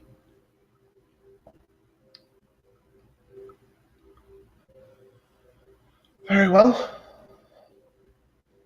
If I could trouble you for some more healing. I know where the professor's switch is for the traps. I'll disable them.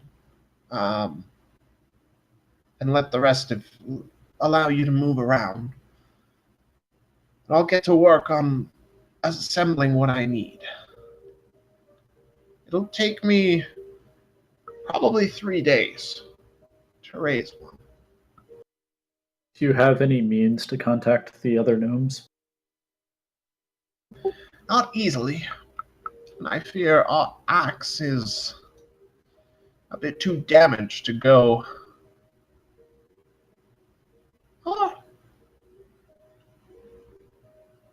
I think the professor has something. I'll look while I'm preparing. Where would the closest residence be of those your Where the allies? closest gnomes be? Yeah, because we could possibly use the magic circles. Or even just From a carpet, Mirabar. depending. Also, So there's gnomes, and then there's the subset of gnomes that, like, are skilled enough actually help. Yeah, that can actually help. So there are gnomes in Mirabar. more of his allies that he knows could be helpful.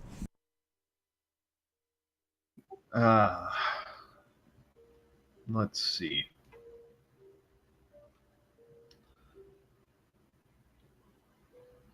There would probably be a couple in Neverwinter. There would be some in Waterdeep.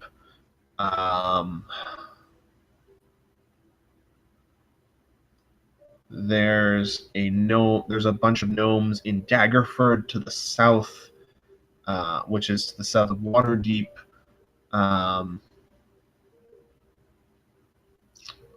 There's some living in Silvery Moon. So in any major city, there's a handful. Yeah, there's a pretty large concentration actually in the city of Longsaddle. It's been a haven for tinkers and experimenters for centuries. Can you drop us on the map real quick? Can do.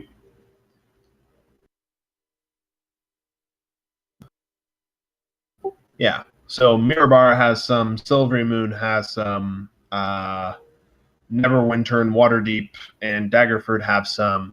Probably the largest concentration, though, is going to in the city of Longsaddle. Where's Longsaddle?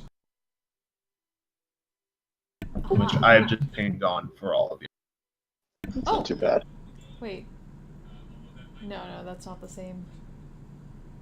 What's dark blue around it? So anybody who knows their history probably remembers that Long Saddle was historically home to a very eccentric family of wizards who've made it into a haven for those who are willing to experiment and learn.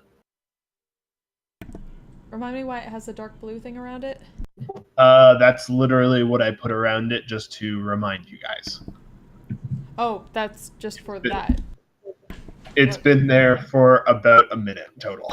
Oh, okay. I wasn't sure. It just popped up No, when I saw Long it. So. Saddle has not come up before. No, you have not forgotten that. Okay.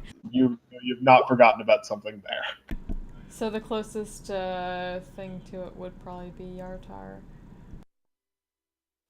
The closest, what should we call it, portal Magic would circle, be yeah. Mirabar, but by the time they got to Mirabar, they just port to Mirabar.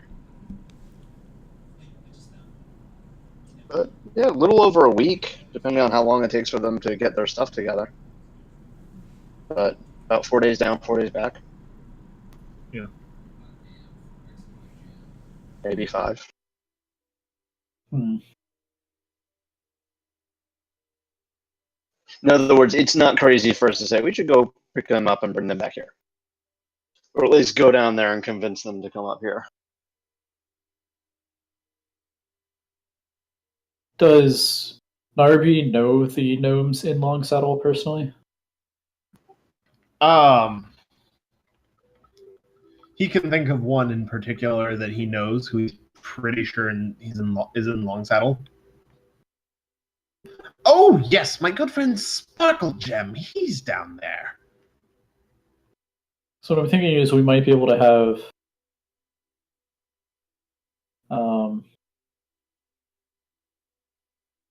Lord Naboon pass a message to Long Saddle, telling him and to gather up a bunch of gnomes to head to Mirabar, and then we can meet them there. Why bother you, Lord? I'll take a look through the professor's things. I'm fairly certain he has some method of contacting people. Heard him muttering a bunch to somebody. Oh, so Narvi is a wizard? Narby's an artificer. Ah.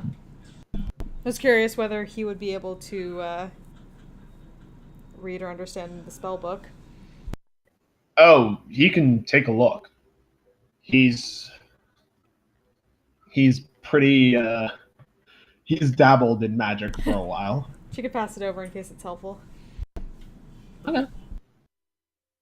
I will take a look at this too. If you don't mind, I'm gonna go rummage through his desk some. Always wanted to do that. He has such a big desk, and it has so many drawers. Oh, Do be careful, though. Most of them seem to be trapped. oh, not that one. That's the one he actually works at. He hides a teleportation circle underneath it, so he can just go directly to it. Interesting. The rest of it's all just him being a paranoid bastard. Well, that sounds about To be right. fair, he did have invaders. Yeah, you're not wrong.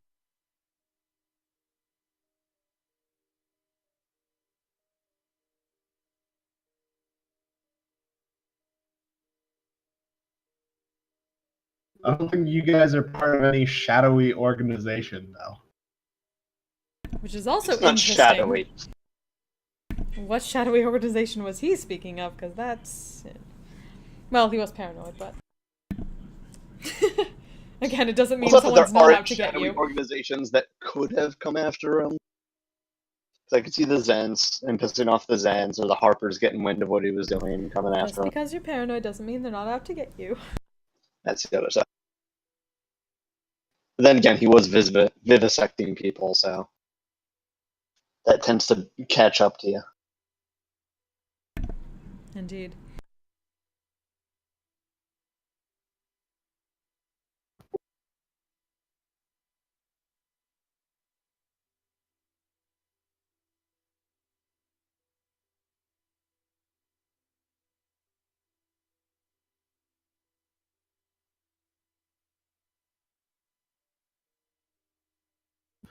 So Narby will go off.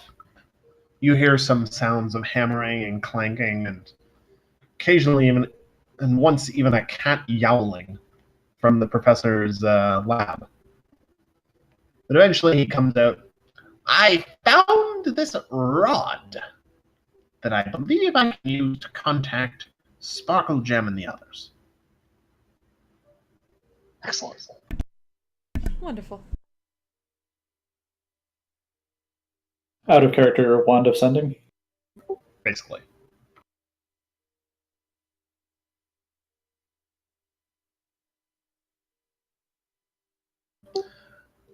Well, I'm going to get back to assembling, and I will talk to I'll get in contact with all of them. You all should likely go make yourselves comfortable. If you're planning to stay, this may take a while. It's not a trivial thing to awaken Warforged such that they maintain their ancestral memories and intelligence. Especially ones that look to have been asleep for this long. They may never have been woken up. How long do they appear to have been asleep? It's kind of hard to say.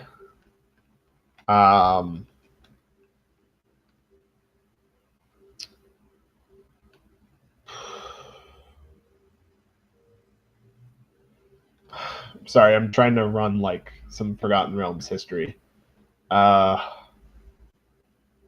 Somewhere between 5 and 20 centuries.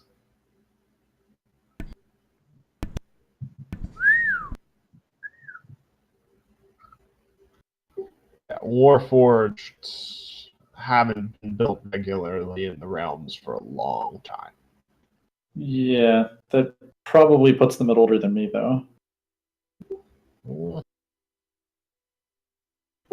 You two are pretty old. A few hundred. Only 20. It's an imprecise science. You can't exactly carbon date the Warforged to see when they were smelted or something. I don't know. It depends how pretty they are. Oh, they've been underground most of their life. Just making a pun. All right. Well,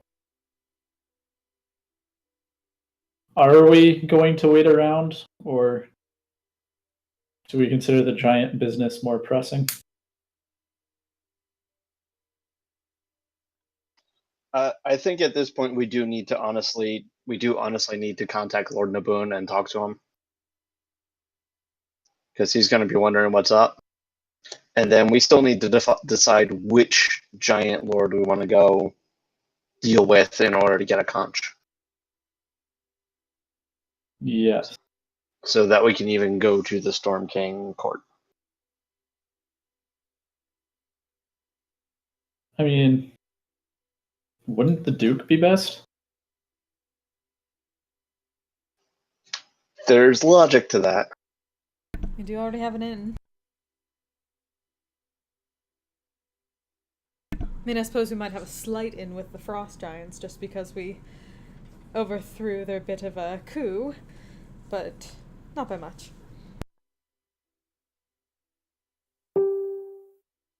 Unless we can find Oral. But first we do need to talk to Lord Naboon. Yes.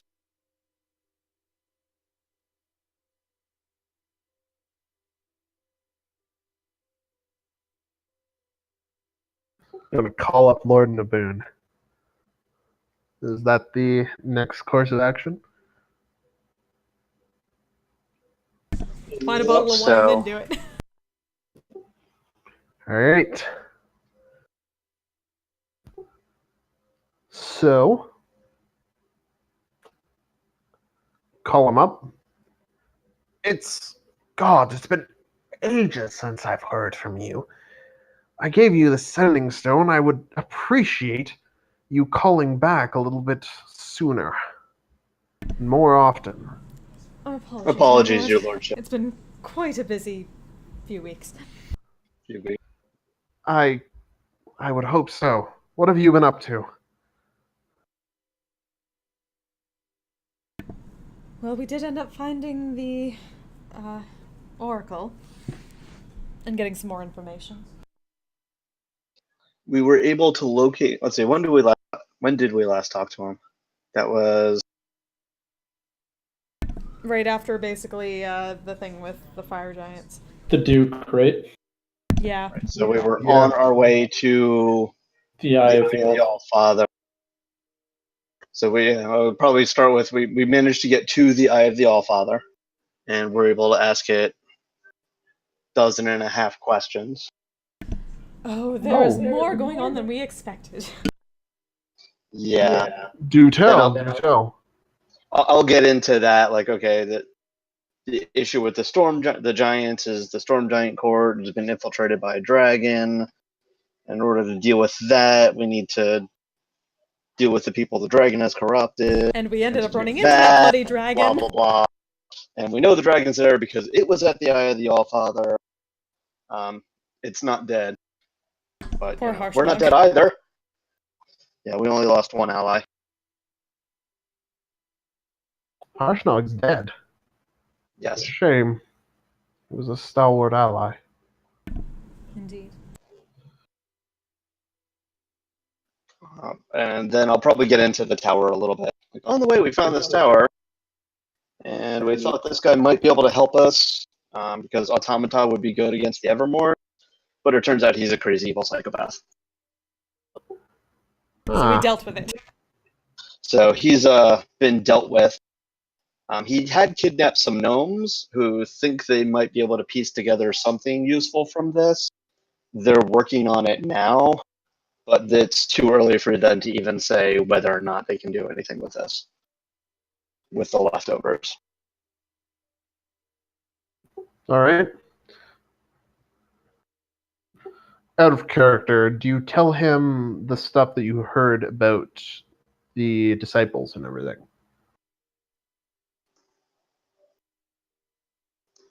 Yeah, I probably would. Oh, with Haster and all that? Yeah. Yeah. Yeah, that's something we should probably share with him. It's not like he's, if anything, he's going to feel validated, so. Yeah. As And it turns that's out, not something I feel totally concerned right about letting him know. Turns out you were totally right about them. They're trying to bring in something that all the gods are afraid of. Hells, I knew it. All right. I'll send word to the other members of the Lord's Alliance with what you found. We'll get cracking on them. Inks can mention the group that was going to wherever that place was that we ran into at the cart. So there's at The least a group that large we're amount. heading Yeah. Yes, they've been expanding lately, and we haven't had any grounds to stop them. Can't exactly stop people with carts laden from food heading out to far out villages, right? But May at least have an in with some of them. Yeah, we got a letter of credit from them, or good conduct, or whatever you want to call it. Our plans are to rest up, finish healing our wounds here, and then try and figure out how we can get a conch from one of the giant lords, so that we can find our way to the storm giant court, so we can start dealing with that. all right. Do you have any ideas for a particular storm giant? Or, sorry, not particular storm giant. My bad. Particular giant lord. Our current thinking is to talk to the Duke first. Since we already seem Because- to have an in with that. We can just go talk to him, essentially. But what he wants in exchange is gonna, it totally depends on what he wants from us. Because he's gonna want something, but if it's reasonable, we'll do it. If it's completely unreasonable, then we'll try something else. I still don't trust him. I don't think you should be bringing him in on this at all. Well, we don't trust him. We have to Why work with is what he- we've got, my lord. And is there any giant lord that would be more trustworthy? There are giant lords. I suppose not. But there are giant lords that are easier to deal with than the fire giants. Who would you recommend? You've always been a bunch of sweet talkers. We you're finally too kind. spotted. We finally spotted the cloud giant lord, Countess Sensori. Sorry.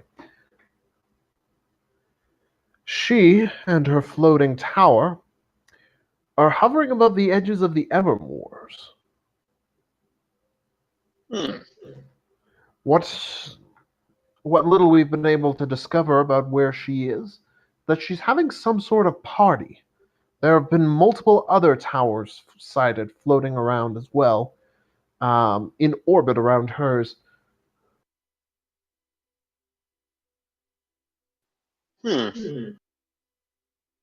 I don't suppose Several. you have a way to get us an invite to the party. Uh, I might. Sansori is.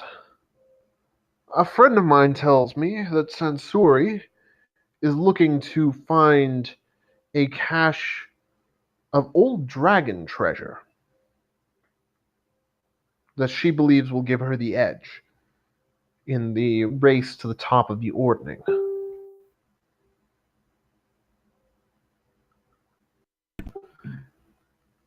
You two of you are a paladin of Bahamut and a dragon-blooded sorceress.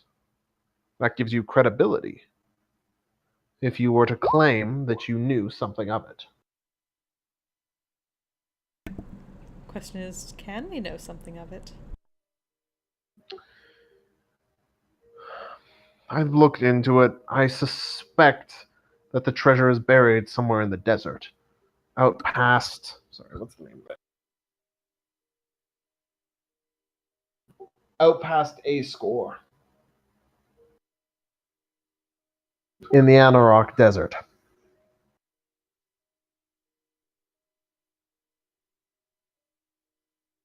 That's not a narrow description of its location. No, unfortunately it isn't. But it's better than what Sensori currently has. Is it a specific dragon or type that she is looking for?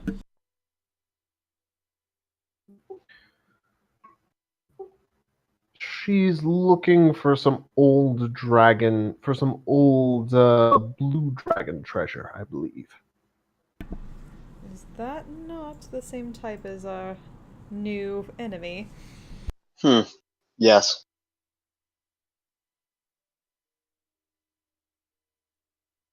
Do you know what that probably isn't? A coincidence. I don't think there were a lot of ancient blue dragons hanging around in the Anarok Desert recently. That's probably a valid assumption.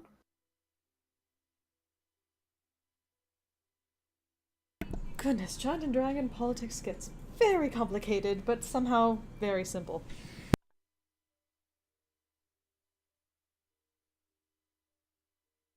The world is very small when you're very big.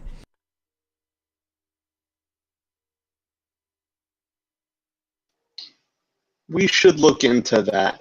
Thank you for the information, Your Lordship.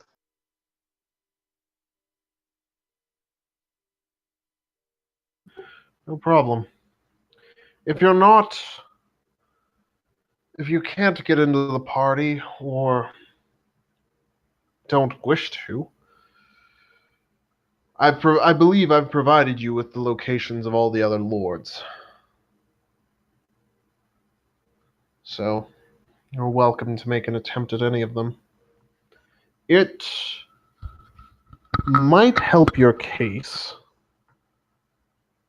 if you could find your own cloud giant tower to make an approach in. Hmm. Yes, unfortunately, the only one we've ever had the pleasure of riding in is apparently a traitor now. You heard about that? Well, the option there is just to find an evil cloud giant and kill him.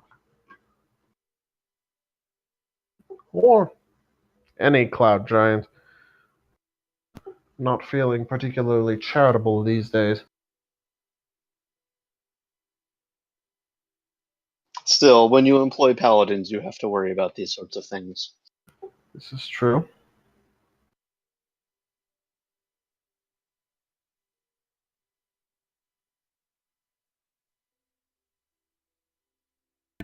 Well, as long as we don't bring up former allies, I'm sure we can probably sweet talk our way in. How is Zephyros doing, do you know? I haven't heard from him, unfortunately.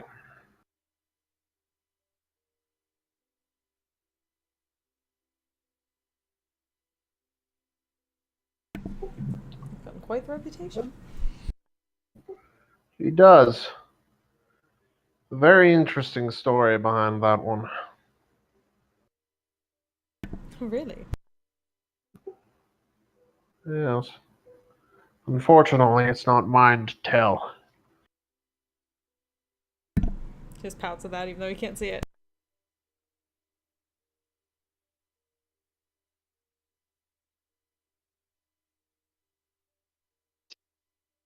Maybe we can bait one here to this tower.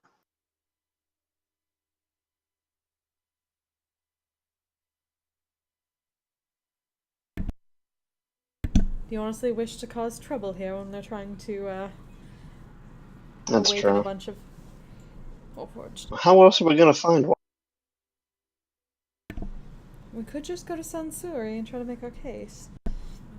If we have information. I'm sorry.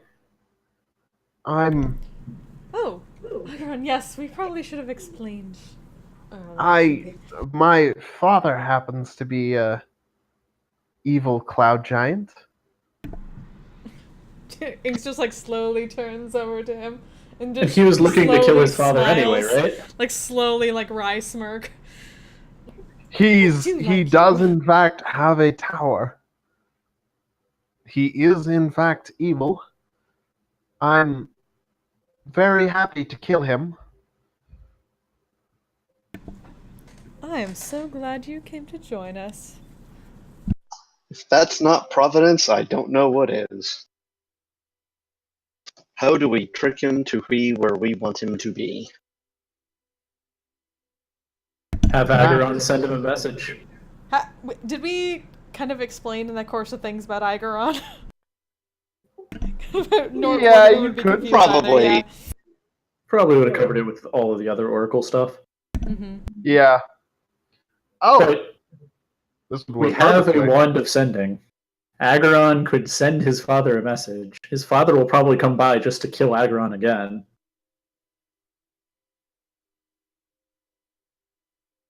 We really don't want him coming here. Well, no, we could go somewhere else and then do this.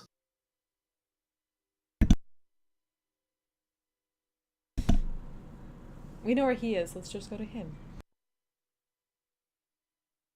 Do we know where his father is? Didn't we ask the question?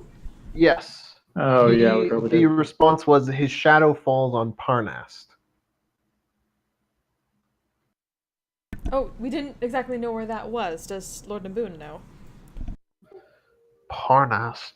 There it is. Parnast Found it on the map. is, yeah, Parnast is east of Loudwater, I believe. Yes, it is on the map. Aha. It's one of those things that I'm kind of asking you to casually ignore, because there are several things marked on this map that are that would not necessarily be common knowledge in the realms. Ah. Like, say, the Eye of the Allfather. Yeah, or Maelstrom. or Iremith's lair. Yeah, no, I was totally not paying any attention to that. No. Cool. As long as we're all clear on that. I didn't even notice that. Not until you pointed it out. Yeah. Yeah, good job, me.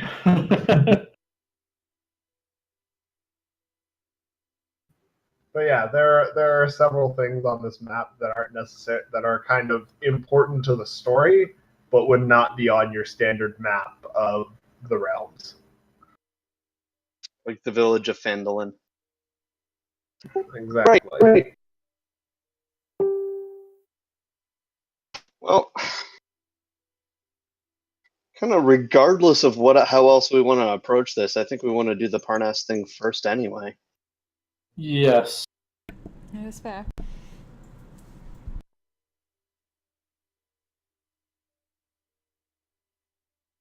All right. Well, we'll camp here because we got a little beat up, All right. and then we'll hop over to Mirabar and gate to Lungs, whatever. Cloudwater. Cloudwater, sorry. Yeah. And Cloudwater. then locate this Parnas place. If we're done talking to Lord Naboon, do we want to wait at the tower for a few days? Or do we just want to leave now? I think ideally we want to wait.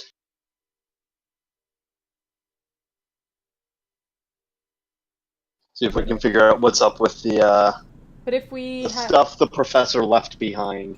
But if your friend Narvi has a wand of sending, he can send to us, right? We could, but I mean, I'd also feel better if the rest of the gnomes were here before we left. Just in case something comes by the tower to keep it safe. Plus, we do want to know what happens when they wake up the first one. That's fair, in case it decides they're an enemy. Yeah. If it turns out they've all been brainwashed to evil, which is possible. Then they might have to be reset. Yeah. Possible, but I don't think the professor had that much insight into them. Right, but we don't know where they were before the professor. That is true. I mean, they could be programmed to kill all dwarves or something. That would be awkward. So we'll figure it out, and then we'll know where to go from there. Not in character, but kill all the dwarves? I don't see a problem. Not for nothing, Adriel threw it out as something that would be annoying. Yeah. That would be disruptive to the economy. I would like to know what this Glar Shernan stuff is about. Yeah. Inks is pretty sure that was the professor's actual name. Maybe. Over the course of the next couple of days, I would take another look at the desk, see if I can find any references to that name. Yeah, but it looks like we're going to camp here for a few days. All right. All right. So, looking through stuff on the desk, you find some more in-depth drawings of what the professor was doing to Axe. All right. So you find some more in-depth drawings of what the professor has been doing to Axe. Narby is reasonably certain what the professor did to Axe was pretty invasive and fucked him up a bit. Narby is reasonably certain that given some time, he could replicate them. He could replicate what was done on you and give you the same capabilities, but without the degradation that Axe has suffered. They wouldn't be quite as effective as what he has, but you would remain fully you. How long would this take? Depends on how many forms you want, really.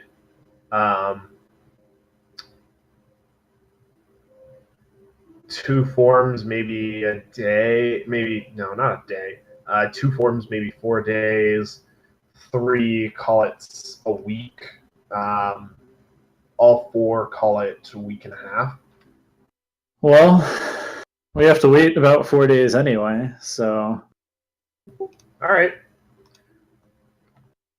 So the 4 forms Axe has are tank form, melee offense form, a ranged weapon form, and a speed form. Which 2 did Definitely you want to? melee and tank. Melee and tank. All right. So, Narby, in between sessions of assembling stuff and kind of massaging the chosen Warforged from the collection back to life, Narby works on you and starts modifying you. So you get the tank form does result in a bit of a loss of mobility. I will stat these out for you before next week, or I'm not actually around next week, but before next game. I'll stat all of them out for you and give them to you. But basically, they allow you to take a bonus action to change form. All right. Cool. That's Fucking how they Transformer. Not quite Transformer. That would be more like Warforged Druid.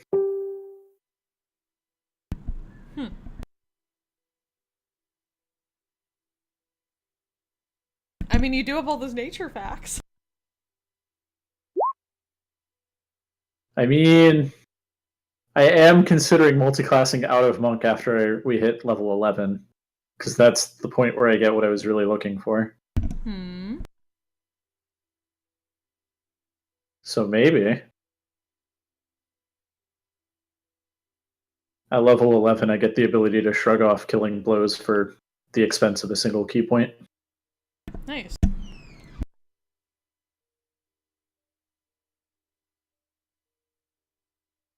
And you get D8 martial arts dies.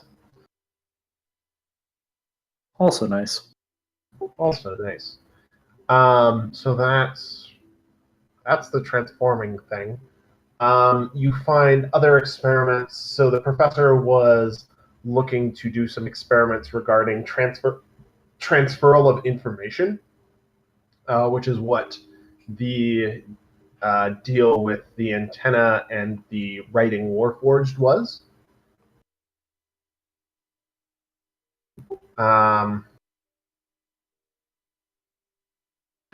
You find a couple more references to Glar Churnin in his notes as well. It's by context, it seems pretty obvious that it's his name. Okay. He refers to himself as the professor in most cases, but there are a few references to him by name as Glar Churnin. I can read people. What else are people doing during this multi-day break that you have?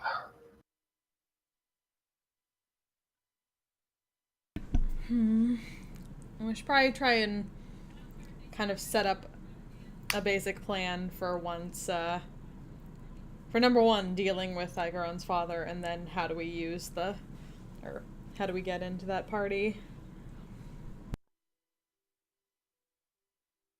without arousing suspicion.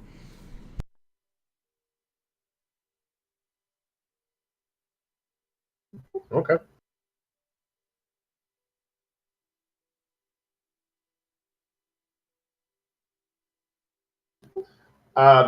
Igaron can give you a pretty solid rundown of his father's abilities. He has fought him before, though unsuccessfully. His stat block's in another book. I'll have to grab it out. But if I recall correctly, he's more or less a standard cloud giant. So he has the same innate spellcasting stuff. He has the same he has the ability to generate a wind aura around himself as well that gives him some extra protection from ranged attacks.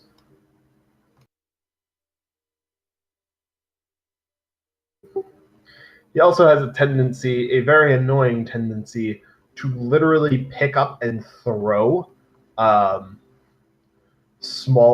what Igeron still refers to as little people who are around him. All right, keeping distance then. Good to know.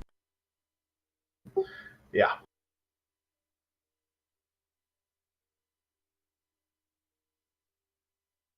So, all things that he can do. He's also still a fucking giant.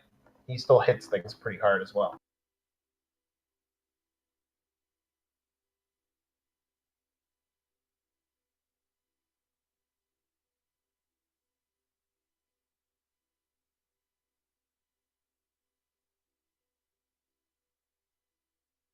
Good to know.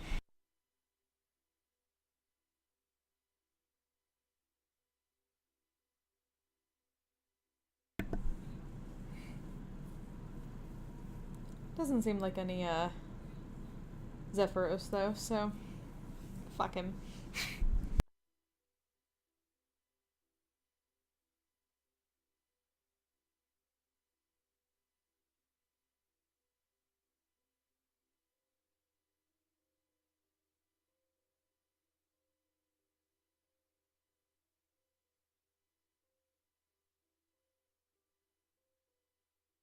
Oops, that was me. Once we have the tower, do we want to go directly to Sensory? Do we want to try and learn something about the dragon horde she was curious about?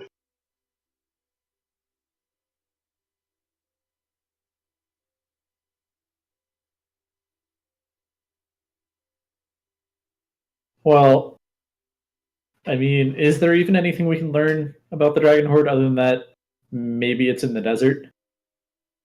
Yeah, all we really have is what. I mean, it's not like we got a whole lot to go on right now. True.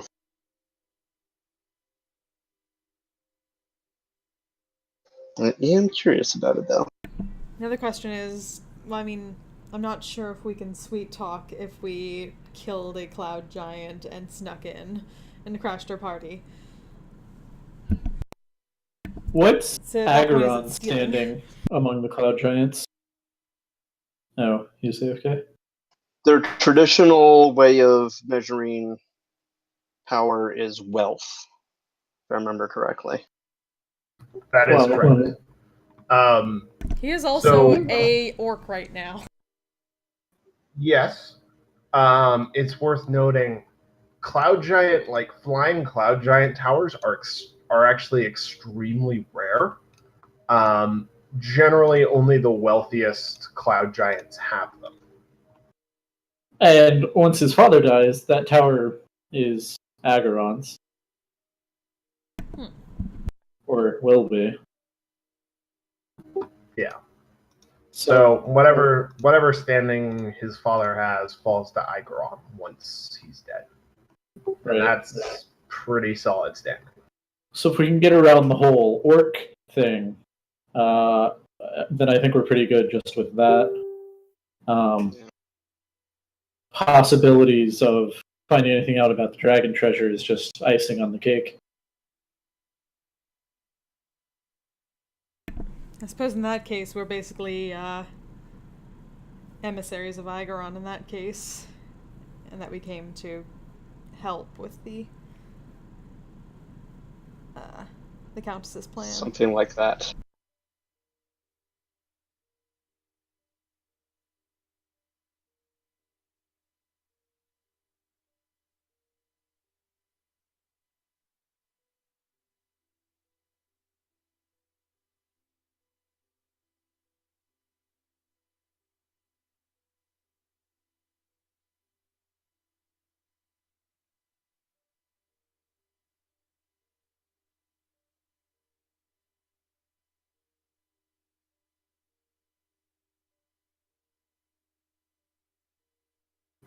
Okay. So you basically want to make yourselves into Igeron's emissaries in this. Unless anyone can think of a better reason why a bunch of little people would be at Countess Sensory's party.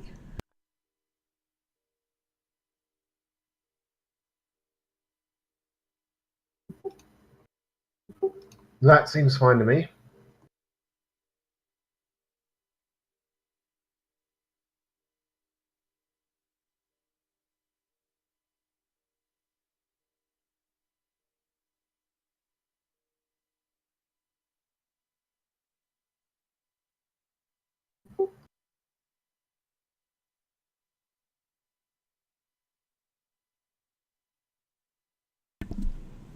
And who knows, if you seem rich enough, maybe somebody can give you a bit of a polymorph. Maybe. The Countess is supposed to be not a bad spellcaster herself.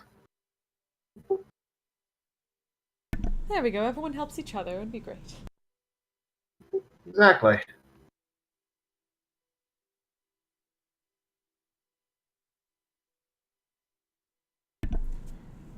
I suppose we may have to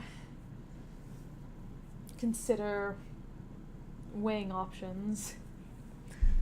We've had a bit of an encounter with a cloud giant such as yourself before, and it came down to one bargain for help. How do you mean? Oh, you know, the sort of favor for a favor type thing. Who are you bargaining with?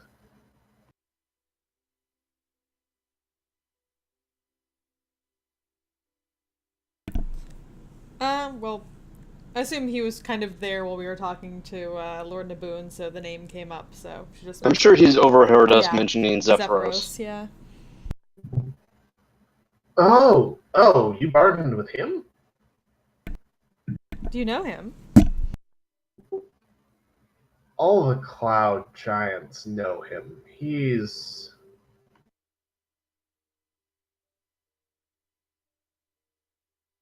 has something of a reputation. Everyone seems to say that, but nobody ever says what it is. Zephyros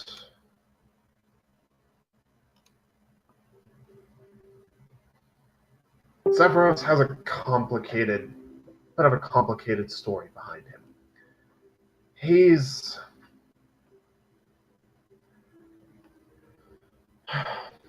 Zephyros is immortal.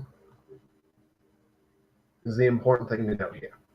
He's immortal. He's older than most any cloud giant interested. around. He's older than most any cloud giant around. He's seen things that most of us can't even imagine. But the story goes that to do it, he made a deal a long time ago with one of the elemental princes. The elemental prince of evil air, a fellow named Yancy Bin. Oh, yes, we've heard about that one.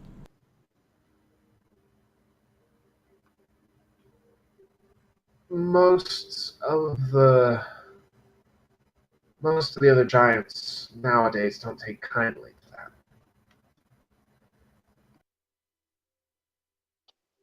I can see why.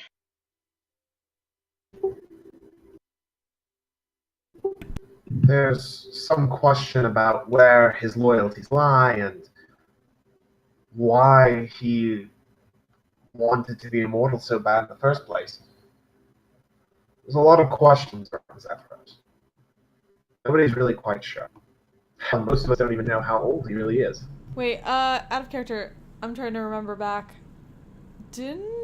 When those people came on behalf of Yancy Bin, didn't he seem like he didn't know who he was? What?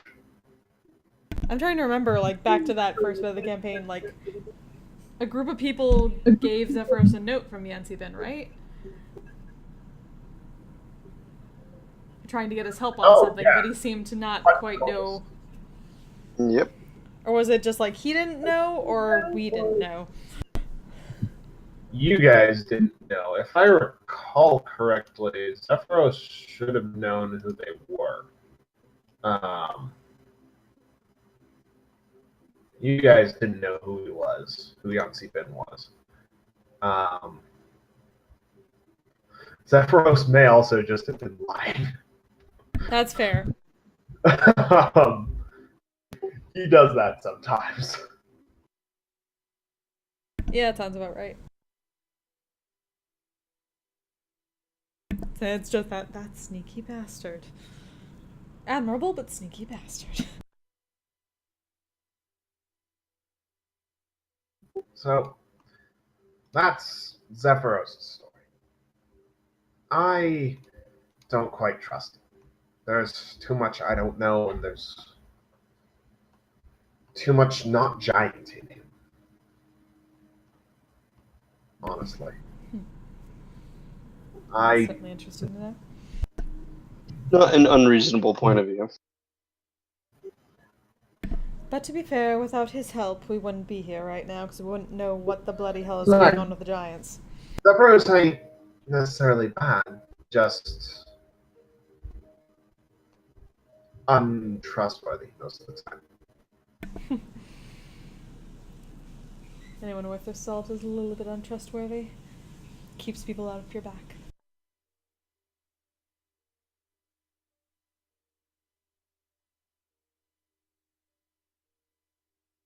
But that's good to know, thank you. I've always wondered. Can I borrow that sending rod, a wand of sending? Let's glance toward the gnome. I'm pretty sure he had it. Oh, why not? I'm not using it. I already called the others.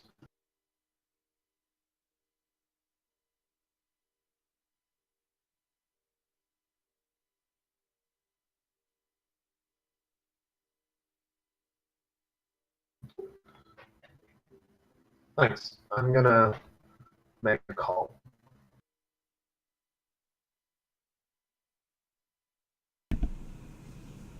Darches brought that.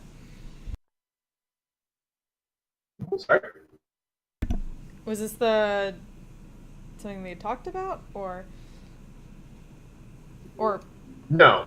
It's just I run once the one to make a call.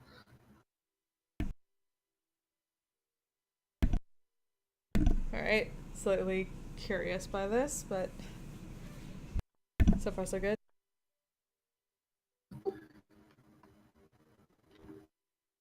He waves the wand around a bit. Lagofkus, over upon us.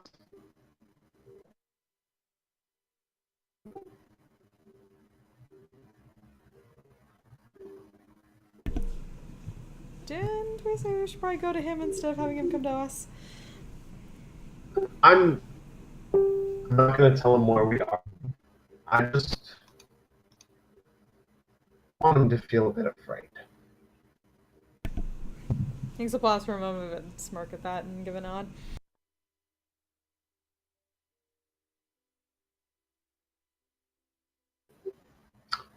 Hello, Father. I'm not dead. I've got some friends coming with me. We got killed. You ain't enjoying it. We got crump you. Yeah, the smirk slowly falls as he gets a little bit too orc there. He dropped one. That's all I want to say. Are you alright? Just really angry all the time. I think it's left over from the orc. Yes, I wondered. Do be careful.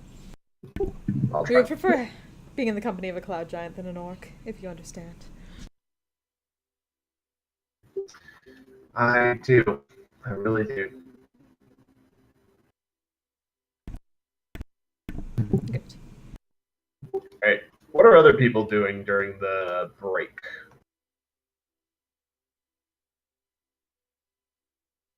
Probably spend some time meditating and praying, and spend some time poking through the tower, making sure there are no other hidden thingies, surprises. Whatnot. Okay. So Loot all the shit, Rich is doing that. Yeah, so once you get into the professor's... You're... Oh my god. Everyone's like, it's a Gundam! What's a Gundam? You really want to get the mech outside? Alright. It takes some doing while you're waiting, but you can probably rig something up to get it outside if you really want.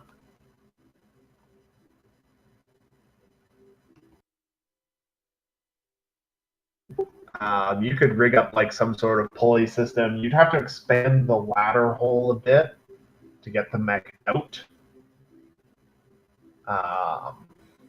There's also a teleportation circle in there, right? That's true, but none of you know teleport. Unfortunately. None of you can cast 7th level spells unless I've grossly fucked something up. Nope. Yeah.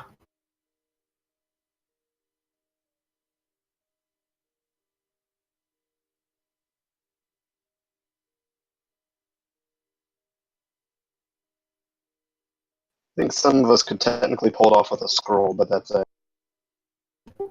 Yeah. 7th level spell scrolls are pretty damn expensive.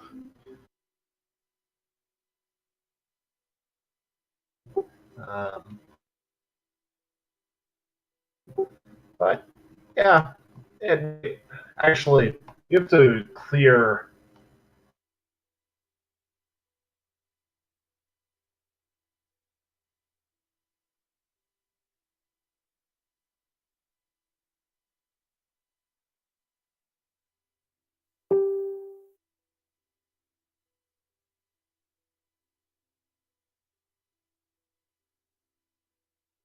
Clear.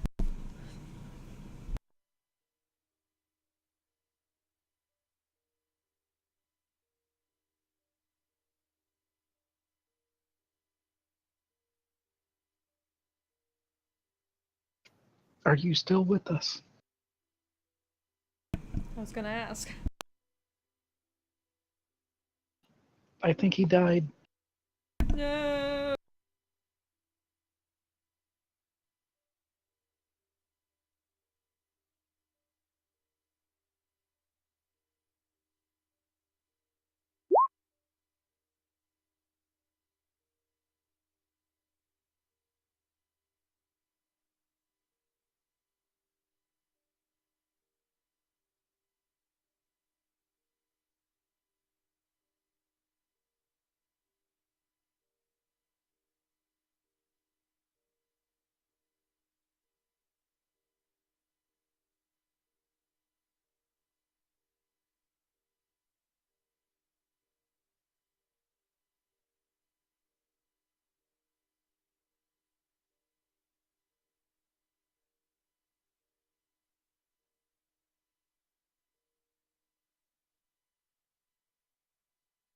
Last thing I said, I just realized I've been disconnected for a little while.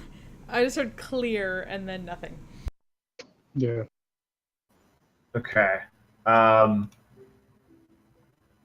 So the TLDR is it might take you a little bit longer than 4 days to clear out, because the ladder is not big enough for you to fit the mech up, is the problem. So it might take you a bit longer than 4 days to clear all of that earth out of the way without some serious magical assistance. Yeah, I don't know if Soliloquy has that kind of spell. Good question. Anybody got levitate? Well, it's not a matter of getting it up. It's a matter of the hole isn't big enough to fit it.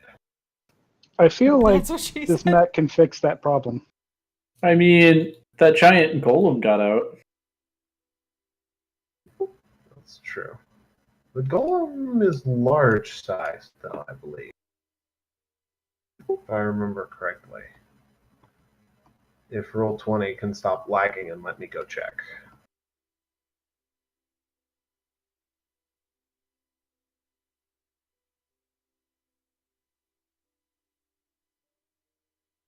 Yeah, the golem is large sized. The mech is huge. Damn.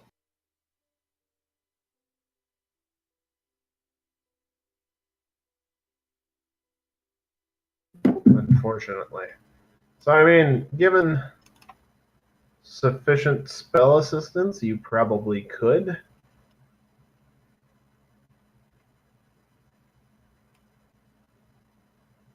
Oh. Talk to Syl about it next session. See what she can do. Okay.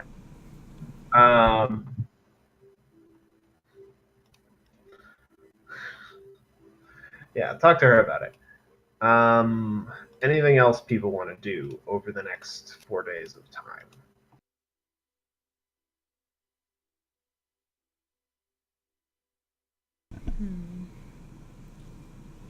Well, besides setting up and getting information like close to sleeping on each of the nights, things is gonna like be off in whatever room got set up for her, and she's practicing a few spells and being really frustrated that the one is still not working.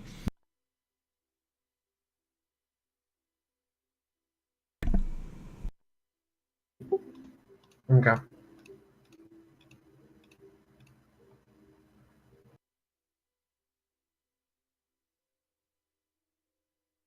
They're just fine mutterings, the occasional "Ugh!"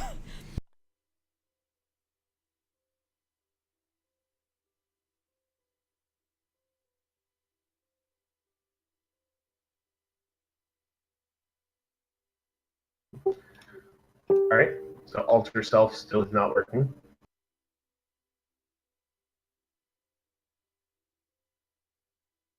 Otherwise, everything's fine.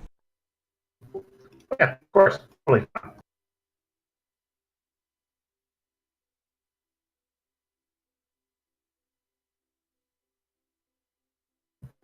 All right. So, actually, it's getting pretty late. I think we'll end here, just pre-revival of next Warforge. Or your first Warforge.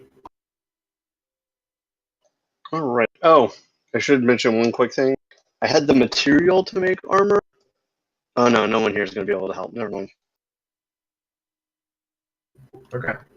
So yeah. Artificer. Yeah. I have a feeling his tide is going to be tied up with the Warforged. Not fair. I mean, there's enough gnomes coming in. They'll be here, I think, within a day or two. If you wanted to stick around, Right. There's no Do have a magic circle, yeah. Yeah, it's called 200 kilometers, so maybe in a couple of days then they'll be there.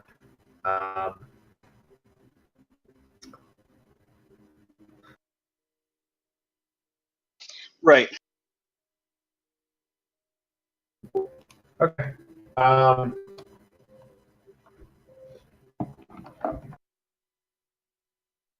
So, congratulations. You found yourselves an army, if you're willing to use it.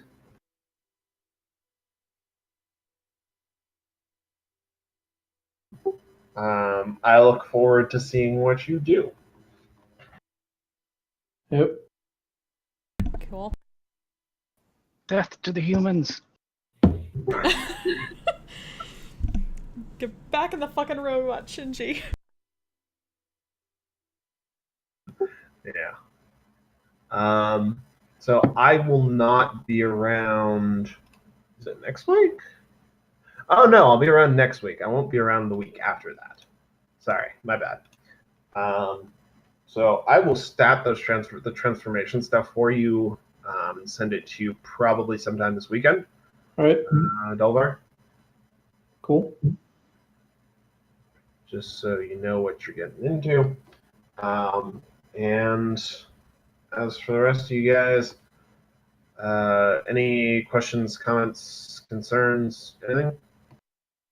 Awesome sauce all around, as usual.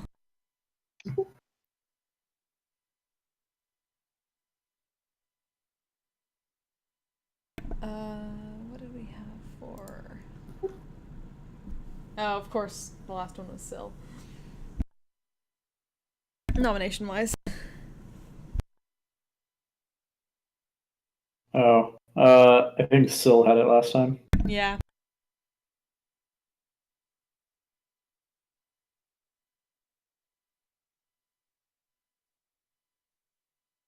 Well, if she watches the video, she can know. Yeah. We'll let her know. All right. So I will see you guys all next week then. Yep. See you Yeah. then. Cool. All right. Later. See you then, guys.